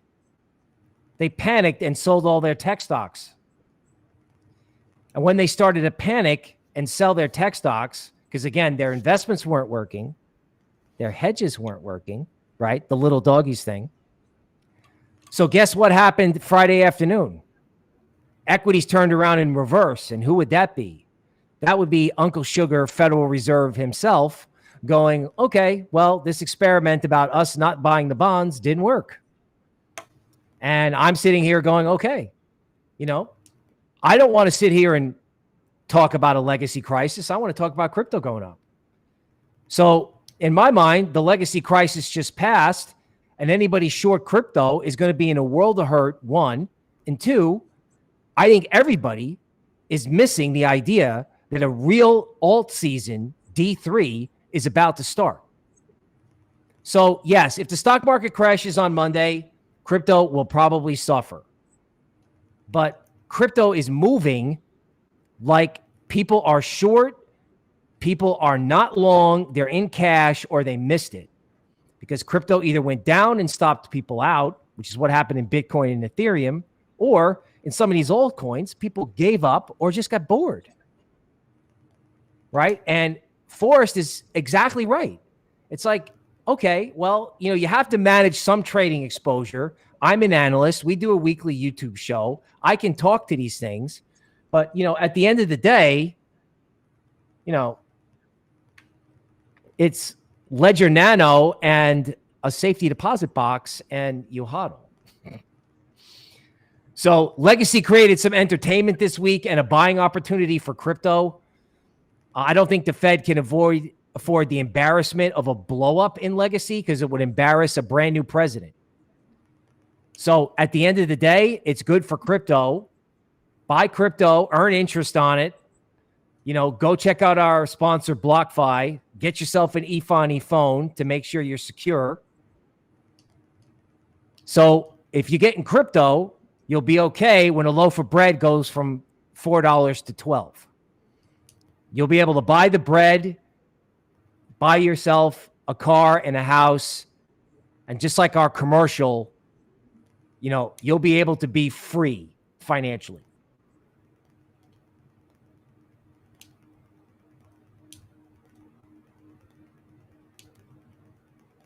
Ian, I think you're muted. Oh, sorry. Next question here. It's a question we haven't heard in a while. Chainlink TA. Okay. So as Bill's pulling that up, let me also pull this up on my end as well. Go ahead, Bill. No, we haven't looked at Chainlink in a while. Yeah, it seems like forever. Link Marines are back. All right. So Chainlink. Now, clearly some points to note. One, sellers were active as Chainlink approached resistance at $38. Okay. Now, this comes from Legacy. Frequently, when you have a big point and the market stops short of the point, meaning the sellers just can't wait for it to get there, they got to sell now. If the market goes back up to that level, it usually blows through it.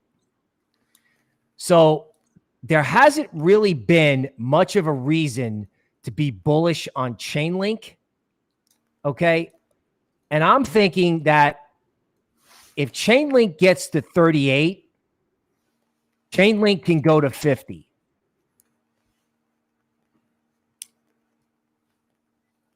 All right. I had a little technical difficulty there. Okay. DeFi 3.0 is going to involve a move in Chainlink. This idea of everything that everyone either forgot about or got frustrated about, okay, is going to come back.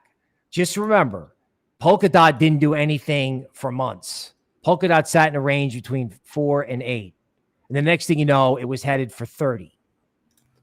Cardano, a classic case. Everyone forgot about it. And then it just 10x. Yearn Finance is moving today. And so is Link. Uni as well. Remember, this project right. have been doing very well. Right. And why is that? It's not just DeFi anymore. It's not just NFTs. It's finance decentralized. All of it. Right? So you're not going to decentralize all of finance, or like Forrest was talking about, the projects he was looking at that were using Chainlink to collect and distribute data about people's credit. Chainlink is going to be part of the mechanism that decentralizes finance. When you put it that way, Chainlink isn't just about the Link Marines anymore. It's about making the world a better place. So the Link Marines can get their helmets and fix bayonets and charge, because Link can go to 50, not just because of what Link can do, but because everyone's just going to look at the actions of the U.S. government. Everyone's going to look at the pandemic. Everybody's going to look at the state of Texas opening up with only 7% vaccinated. And people are going to go, oh my God, I need a new system. And I don't think you can have that system without Chainlink. Now, is Chainlink going to 10x? No. But Chainlink could go to 50. And it's one of these coins that was ignored on the last run, and it will probably wake up on this one. All right. Thank you, Bill. Any thoughts on Chainlink, Forrest? Yeah, and I'll actually show a little bit of TA here if I can also share my screen. Okay. I think Bill's exactly right when it comes to, he said, is Chainlink going to 10x? No, but it could go to 50. In the long term, I treat Chainlink personally like an accumulation play. So Chainlink has just been following on the logarithmic chart. Chainlink US dollar or USDT has been following this beautiful linear trend line over the long term. I accumulate Chainlink personally when we dip below or touch this trend line. Now, you might be somebody that holds Bitcoin and you might be looking for an opportunity to trade your Bitcoin and get long on some altcoins. There's a very similar linear pattern on a logarithmic chart. And if you're unfamiliar with logarithmic charts, when you have a linear trend line on a logarithmic chart, that equates to exponential growth. Now, obviously, that can't last forever. Nothing can go up exponentially forever, but we're in a period of time in crypto where you have these assets, these cryptocurrencies that are really early on, and they're in the exponential portion of their growth curve or their adoption curves, and they're experiencing exponential growth. So this is something that I like to take advantage of whenever I can. And as far as Chainlink goes, the trend line has, for the most part, remained unbroken. Every time we've dipped below it, we've come back on. So anytime we touch this trend line, I'm making a Chainlink buy personally. That's my Chainlink strategy. All right, awesome. That's great. Thank you so much, Forrest. All right, okay, so be sure to smash the like button if you're enjoying this live stream, and also smash that like button to welcome Forrest to the Token Metrics crypto family. Okay, let's check in here with our audience and see how we're doing. Okay, Up says, I am following from Qatar. Next year, FIFA World Cup host. All right, I'm there. I've done the last 2 World Cups. I'm definitely planning to go to the next one in Qatar. Okay, lots of interest in mainframe. Okay. Ada is moving right now. Says Dalton, how do you feel about Polkastarter? So we did a code review on this a while back, and that's probably the only Polkadot project so far that's scored over 80%. So it's definitely a legit platform and project. Iceberg says, Bill always makes me so bullish on some of these projects.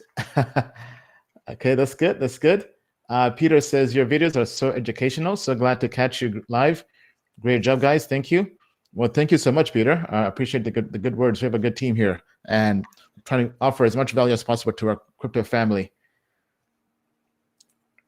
Okay, let's go back to the AMA here. So somebody wants us to take a look at Big Data Protocol and Ocean Protocol. Let's probably only do one. Let's just try to keep things at a minimum. BDT. That's not on CoinList. So just, Bill, could you pull up Ocean Protocol? And we can take a look at that. Certainly. Is it Ocean? I believe so. Yes, I got it. Okay, so quite the move in this chart. Coming up right here. Okay. So Ocean, this is a 4-hour chart, March 7th. Obviously, it looks like, you know, the move is obviously underway. It went from $1 to $1.60. I'm thinking the ultimate upside target here is a fib extension number that I've got at $1.80. Again, with the stimulus money coming out, if the stock market's up Monday, this looks like, you know, kind of like almost the reverse of last week, where you had a weekend meltdown last week, and this one you could have like a melt up. So Ocean Protocol's got a lot of upside. All right. How about you, Forrest? Have you heard of Ocean, or have you looked into it? I believe it has something to do with some data like play ecosystem of some sort. Yeah, sharing data. Yeah. I'm not totally familiar with it, but I have heard of it. Okay. Next question. Can you look at Vibe bringing adoption to the masses, augmented virtual reality and NFT auction and video game? Okay. Bill, could you pull that up for TA? Yeah, because Vibe. Certainly. I think I've heard of this too.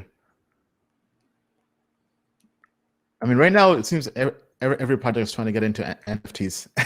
NFTs is the trend of the month. Okay, so this is one chart of Vibe that I have. Okay, I've really only got it on this platform. Let me see if I have it over here. Volume.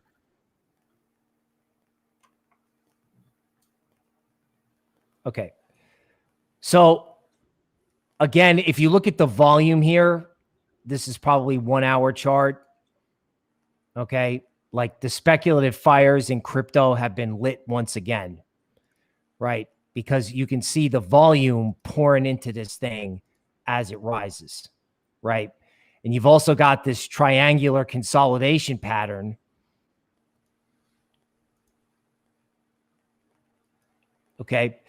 So when you get these type of triangular or square consolidation patterns in crypto, this one with actual rising volume, okay, it's a recipe for a breakout. So, you know, there's about to be probably a massive FOMO trade into NFTs. So any NFT coin, maybe the cryptocurrencies involved that you can pay for NFTs with, that may be a big chunk of D3. I think it's the start. I don't think it's all of it, but you know, every coin that everyone's asking me about tonight looks ready to go. All right. I like that. Thank you, Bill. Okay, so let's go on to the next one. Thoughts on Superfarm. Technicals and your thoughts on the current market cap, long-term outlook would be great. Thanks. I believe we're still looking into this project with a code review or fundamental review, Forrest, I believe. This is a project from Elliott Trades.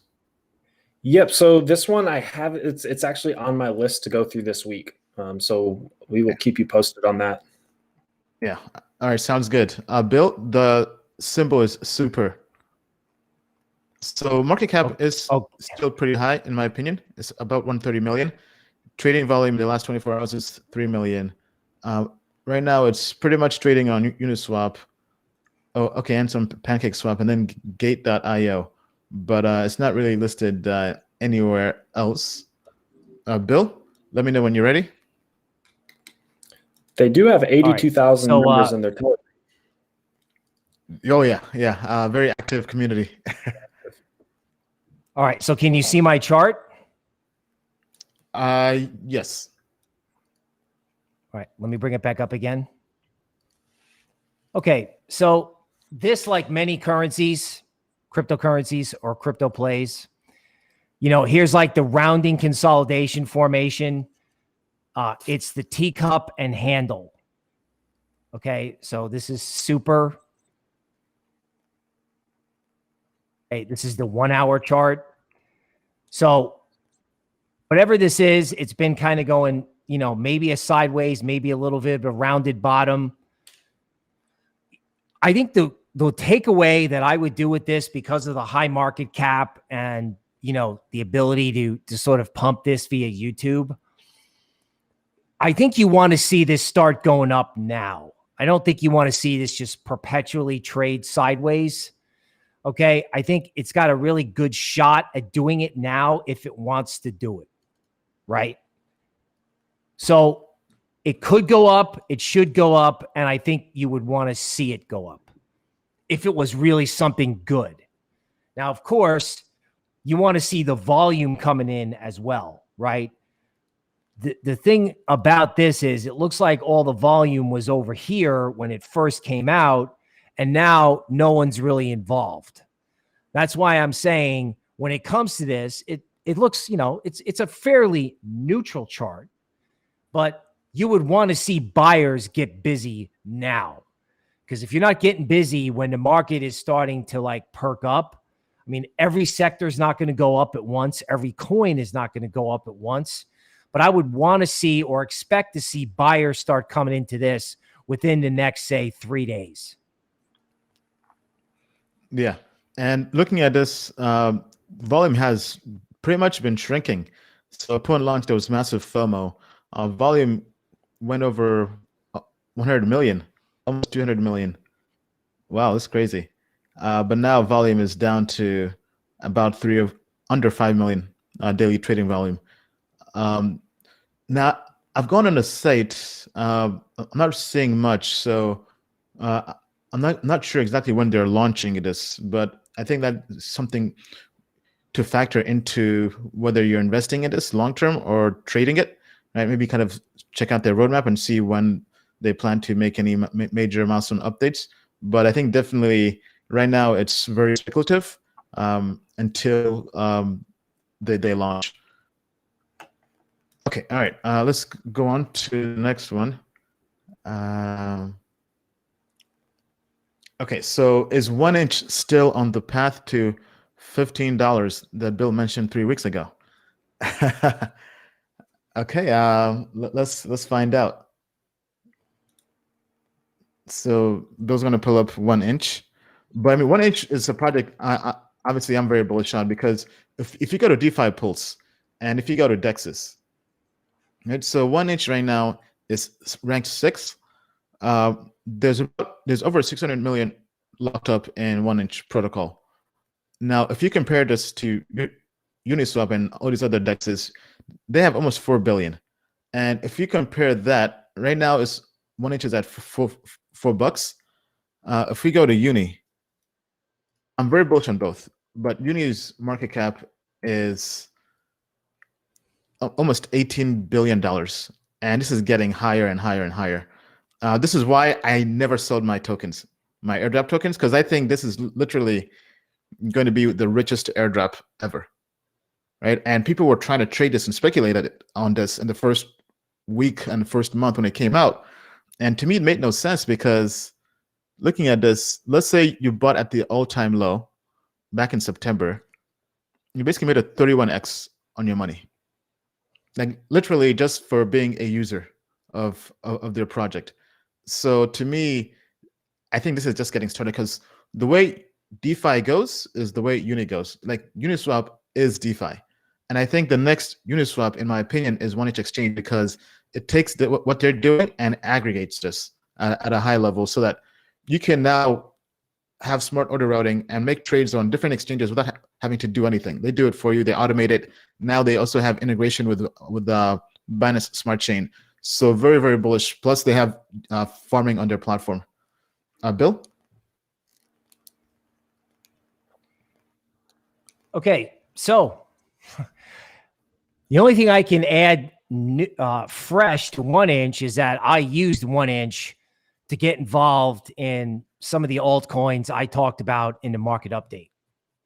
I mean, yeah, they charged me money for it, but I had confidence when I hit the button because they got Mike Novogratz's money behind their engine at Galaxy Digital.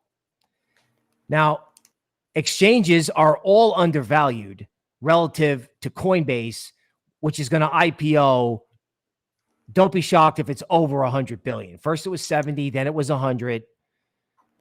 All of these entities, Galaxy Digital, Uniswap, Sushi, and OneInch, are all massively undervalued, right? Finance decentralized, right? So this is not just farming. Like my brother, he started with Bitcoin, Litecoin, and ETH. So he's a lawyer, 5 kids. I talked to him about BNT. I told him to get MetaMask, and I told him to download the OneInch desktop app for Mac. And to him, it made sense, right? So when you talk about OneInch, when legacy comes to altcoins, right?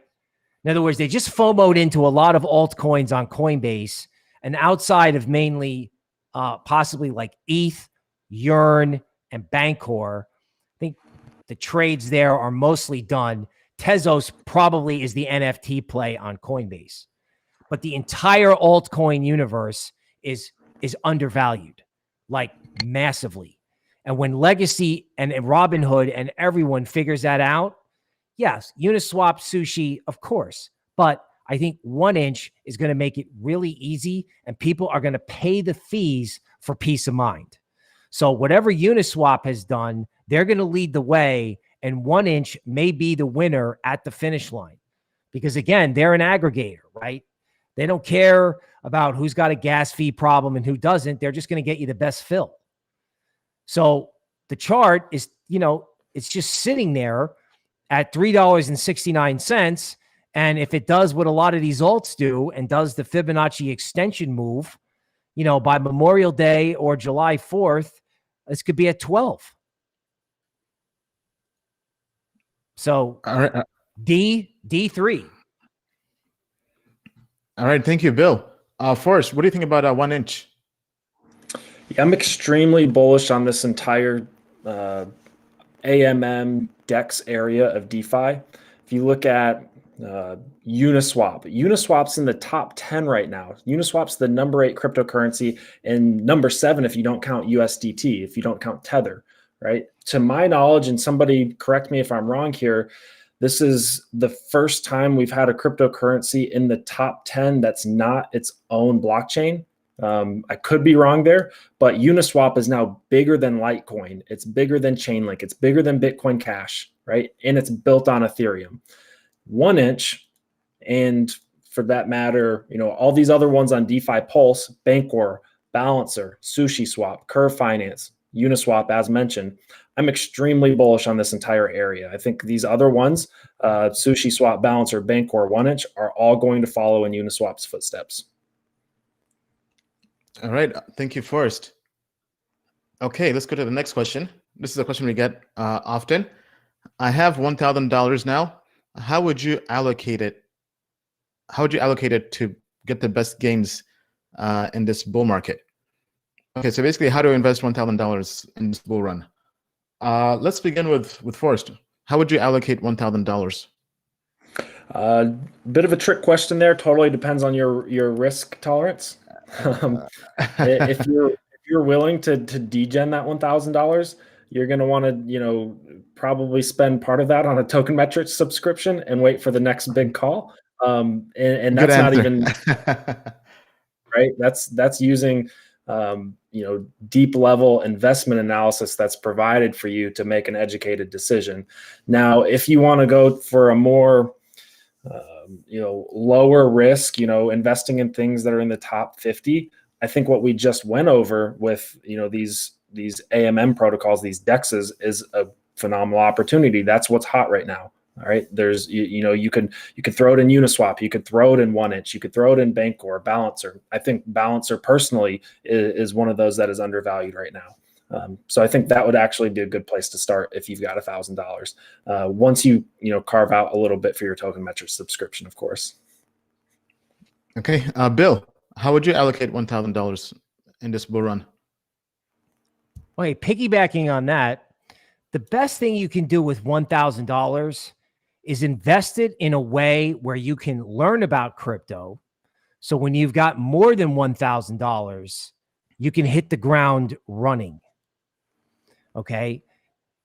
Ethereum, Bitcoin, okay. Uniswap. Look at the top 10, top 20 market cap coins, right? Obviously not investment advice, but if the world is going to run on a coin like Ethereum, investing and understanding things like Ethereum or Bitcoin will help you laser focus. You will be shocked. You will not have to put the full $1,000 into any cryptocurrency before your mind just acts like a laser beam and focuses and starts learning. So you invest that $1,000 in your education. Obviously, we'd like you to subscribe to our services so we can help you. Okay. And the most important thing is to invest it in something that has long-term value, that can help you learn the cryptocurrency world, because you're right on time. And the fact that you've got $1,000, it means you can get in the game. All right. Well said. Well said. Yeah. I mean, if I had $1,000, first of all, I would make sure I'm learning as much as possible, as we've all mentioned, whether it's through free content like this with the live stream and on video, whether it's by becoming a customer of Token Metrics and getting our daily newsletter. Because now we're putting out one email every single day, 7 days a week. We've ramped up from 5 to 7 a week. But in general, in terms of allocating your portfolio, what's your time horizon, right? That's why investing is personal. That's why even investment advice means that something has been customized to your goals and everything. But in general, that's why we have the indices on the platform. They give you a guideline in terms of how we would allocate money and crypto. So for example, here I've pulled up our indices page. So I would go here to investor, choose a time horizon. So let's say you're a long-term investor who wants to invest for 12 months and longer. And let's say you want to only invest on Kraken or Coinbase, right? In this case, let's do Coinbase. I think this is a good portfolio to begin with because it gives you exposure to crypto, but it helps you diversify, right? So in this case, this portfolio on Coinbase has Bitcoin, has ETH, has synthetics, has RAND, Cosmos, some Litecoin, and some stablecoin. But let's say you want to kind of maybe be more risky. I would say maybe ideally you would do Uniswap, but with $1,000, the fees would probably kill your gains. Maybe KuCoin, probably more on the short term for low cap. I think in general, low cap KuCoin, out of all these other exchanges, probably has the best low cap coins. But those are not coins I would hold long term. That's why I think going to the quarterly or even monthly probably makes the most sense. But looking at this list, I would not hold anything here long term. This is more like a trade or just pure speculation. If we go to trader, maybe monthly, let's take a look at this, and let's go to KuCoin. I think it's pretty much the same list of projects typically, but that's the mindset I would have because honestly, most of the money being made right now is happening on Uniswap, and with $1,000, it's very challenging to be able to do that. So in essence, I would just trade and try to turn part of my portfolio into a good enough allocation where I can then invest long term. But honestly, going back to the question though, the best way, buy a Helium device and just mine. For $1,000, you can buy 2 devices with that bundle I shared here, right? So this bundle, $70, gets you the base, the antenna. The device is $350. So basically, $450 to $500 gets you 2 devices. And if you're in a good city, you can earn $1 to $2 grand a month easily. So I think, and that's also a good long-term play. So it's kind of going all in. It's kind of, I guess, answering your question in a trick way. But if I had $1,000, that's what I would do. All right. So tell me what you think down below. People are saying KuCoin suited for U.S. investors. KuCoin, I don't think KuCoin has banned U.S. investors to my knowledge, but don't quote me on that. Okay. All right. Let's maybe get one last question here, then we can wrap things up. It's been over 2 hours now. If you're enjoying this live stream, be sure to smash the like button, subscribe, and share this video with your friends. Tell a friend to tell a friend. Okay, here let's take let's help out Syed. Syed has been commenting here about mainframe for a while, or hi-fi. Bill, could you do TA on hi-fi? HIFI, formerly mainframe. Okay, so Bill's going to pull that up. Let me also pull this up here on my end. Okay, I'm working on it right now. All right. You're welcome, Syed. Smash that like button. The link for the Helium mining device I shared. Let me share that again here. They should make us affiliates at this point. We're sending in so much traffic. So I've just dropped the link there in the chat. Yeah, so Yami is saying Luxo has been a gem on KuCoin. I looked into it. That's the NFT project. We'll have our team do some more research on it as well. Any updates on Charm Finance? So we shared a code review with our customers a few weeks back. Wasn't as good. I think it's scored like a 76%. That's because the code hasn't been audited. So definitely proceed with caution. Probably better, I think, in my opinion, to wait until there's an actual audit on their code, because that can be very risky. Okay, so looking at mainframe, right? This is your classic pattern in crypto. So on March 7th, I'm looking at mainframe. It looks like the recent crash, it hit the 62% retracement of the big up move that it had at the start of the year. Washed everyone out. And I think that if we're decentralizing all of finance, even, mid-quality, mid-grade plays are going to all rally back to their highs. So if you held this, or if you, were looking to get in and you wanted to capture some upside, I think coins like this are going to go up based on charts, not investment advice. Yeah. Forrest, have you looked into hi-fi, formerly mainframe? I just looked into it just now, and what I find interesting is how long it's been around. So it was just in this nasty accumulation phase, bottomed out during the bear market, and this bull market has brought it to life, which is, obviously a good thing. But it seems to be one of the first movers in DeFi, obviously dating back to September of 2018. Yeah, we're actually investors back in 2018 in their private sale. But I sold after the first year because we're basically going into the altcoin abyss bear market. But they've definitely recovered. Let's wrap things up here. Bill, any last words to our crypto family? Yes, thank you for joining us tonight. Thank you to our customers for supporting us. Thank you for forming Token Metrics, and thank you to Forrest for bringing his vast expertise to our group, myself, and our customers. Folks, it's on. This is the decentralized path for all of finance. Legacy bumps may happen.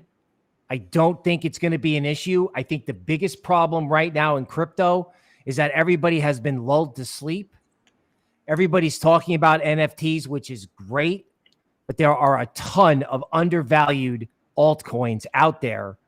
And it would be funny if everyone was talking Pokemon and the real play was small altcoins, which, oh, by the way, your friends here at Token Metrics are experts in. So thank you for listening and come join us. All right. Thank you, Bill. And Forrest, any last words to our crypto family?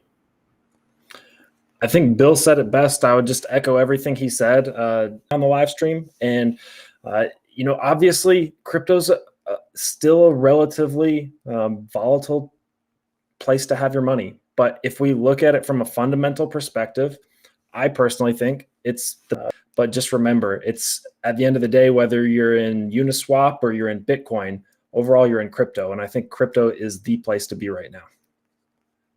All right. And my last words are, we just landed on the moon in a Lambo. Yeah. Welcome to the team, Forrest. Great to have you here. And thank you to all our customers and our audience. We're doing what we're doing here because of you. So having Forrest here. So Forrest will be having a weekly newsletter where he covers the top 5 coins on the watch list.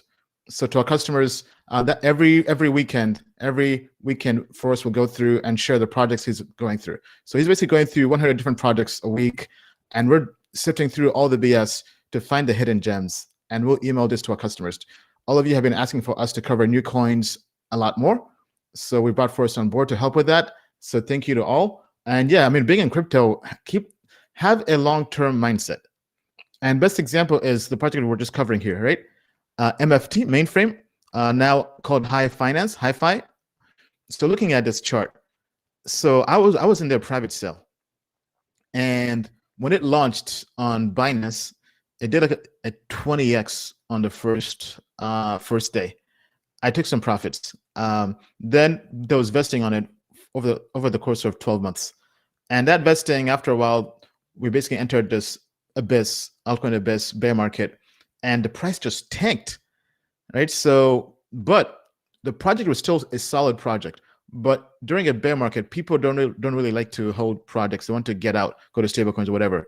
But imagine if you knew this project was legit and you kept eyes on it and you had a long-term mindset and you bought the bottom of the bottom, right? And the bottom was actually last year, basically during the pandemic, March 13th, right? So it's almost a 1-year anniversary since the bottom. So if you had bought that bottom, you'd be up 42x. So meaning that $1,000 would be turned to over $42,000 in 12 months. So that's the value of having a long-term mindset. And I mentioned this one on the last live stream. We're not looking for 100x returns anymore. We're looking for 1,000x returns. And the 1,000x returns come from finding projects with long-term value, thinking as a long-term value investor. And that's where having our team, our research, basically doing the code reviews and the fundamental analysis on projects. That way, when people are selling during a bear market, you know what projects to buy the dip on because you're thinking several years down the road. Yes, right now people are making money through DeFi, through Smart Chain, and all this hype, whether Cardano or whatever. But don't lose the mindset and that focus of thinking long-term, because long-term is where the real gains come from. Because this is textbook value investing. If you bought this, you basically had 1 year to accumulate. 1 year where it was doing nothing, and then boom, 42 times your money 1 year later. So keep that mindset. Yes, projects might go through growing pains. They might crash. They might correct. They might dump. But if you have done your research, you know this project is going to be legit and going to be a good project long-term. So keep that mindset. And thank you all. Be sure to smash the like button, subscribe, put on alerts, and tell a friend to get into crypto and to join tokenmetrics.com. Until then, I'll see you next time, and I'll be back for an overtime. Okay? Thank you, everybody. Thank you, Forrest. Thank you, Bill. Thanks.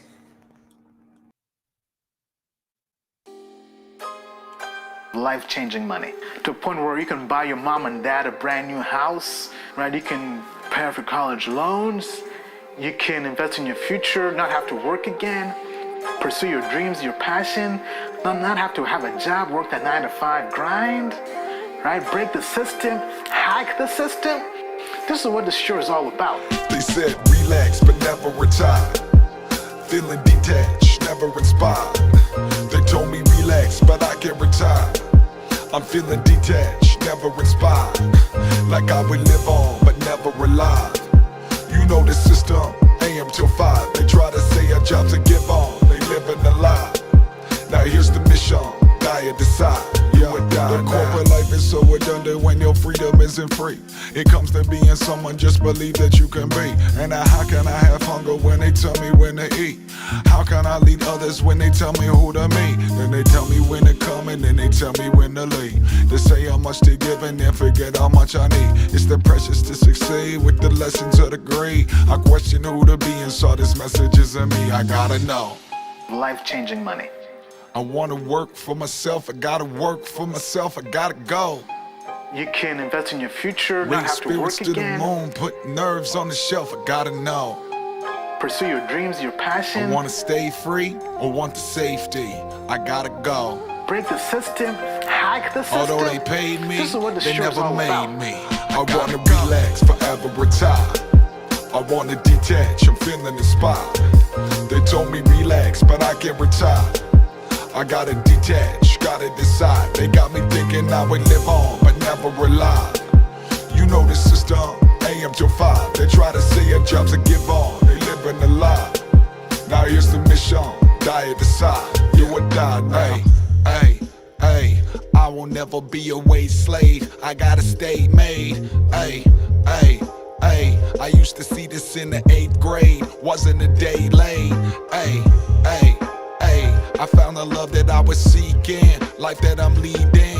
Ay, ay, ay. Now I can do this every weekend, cause I'm a free man. I was in Tokyo, riding the job wheel, the rodeo, dancing with the devil for payment. I couldn't do-si-do, but I was driven. The mission gave me an open road. Made a decision to whip him like it's a motor show.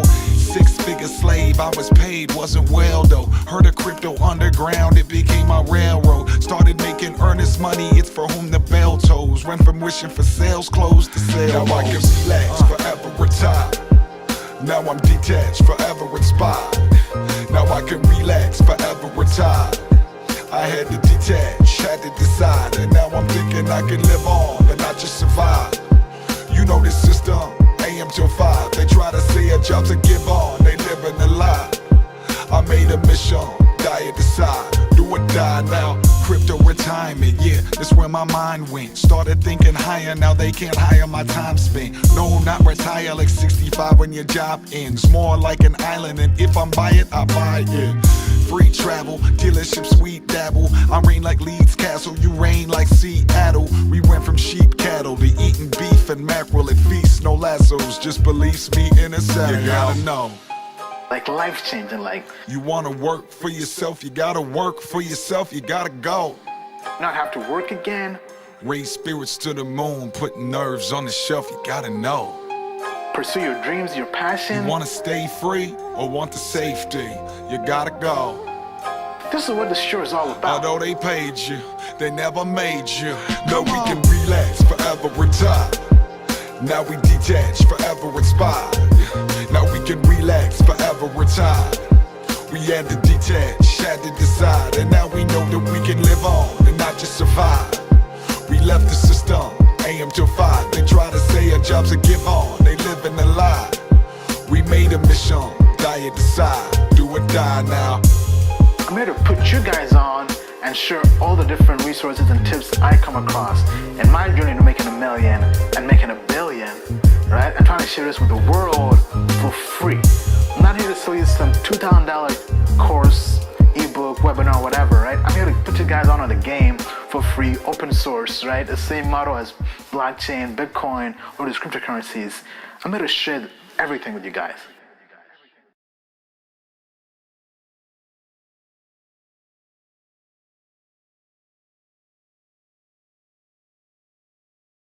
Token Metrics is a cryptocurrency investment platform that helps users leverage machine learning to become better crypto investors. Our in-depth analysis helps eliminate the emotions of investing, find profitable investment opportunities, and filters out scams. Learn more at tokenmetrics.com.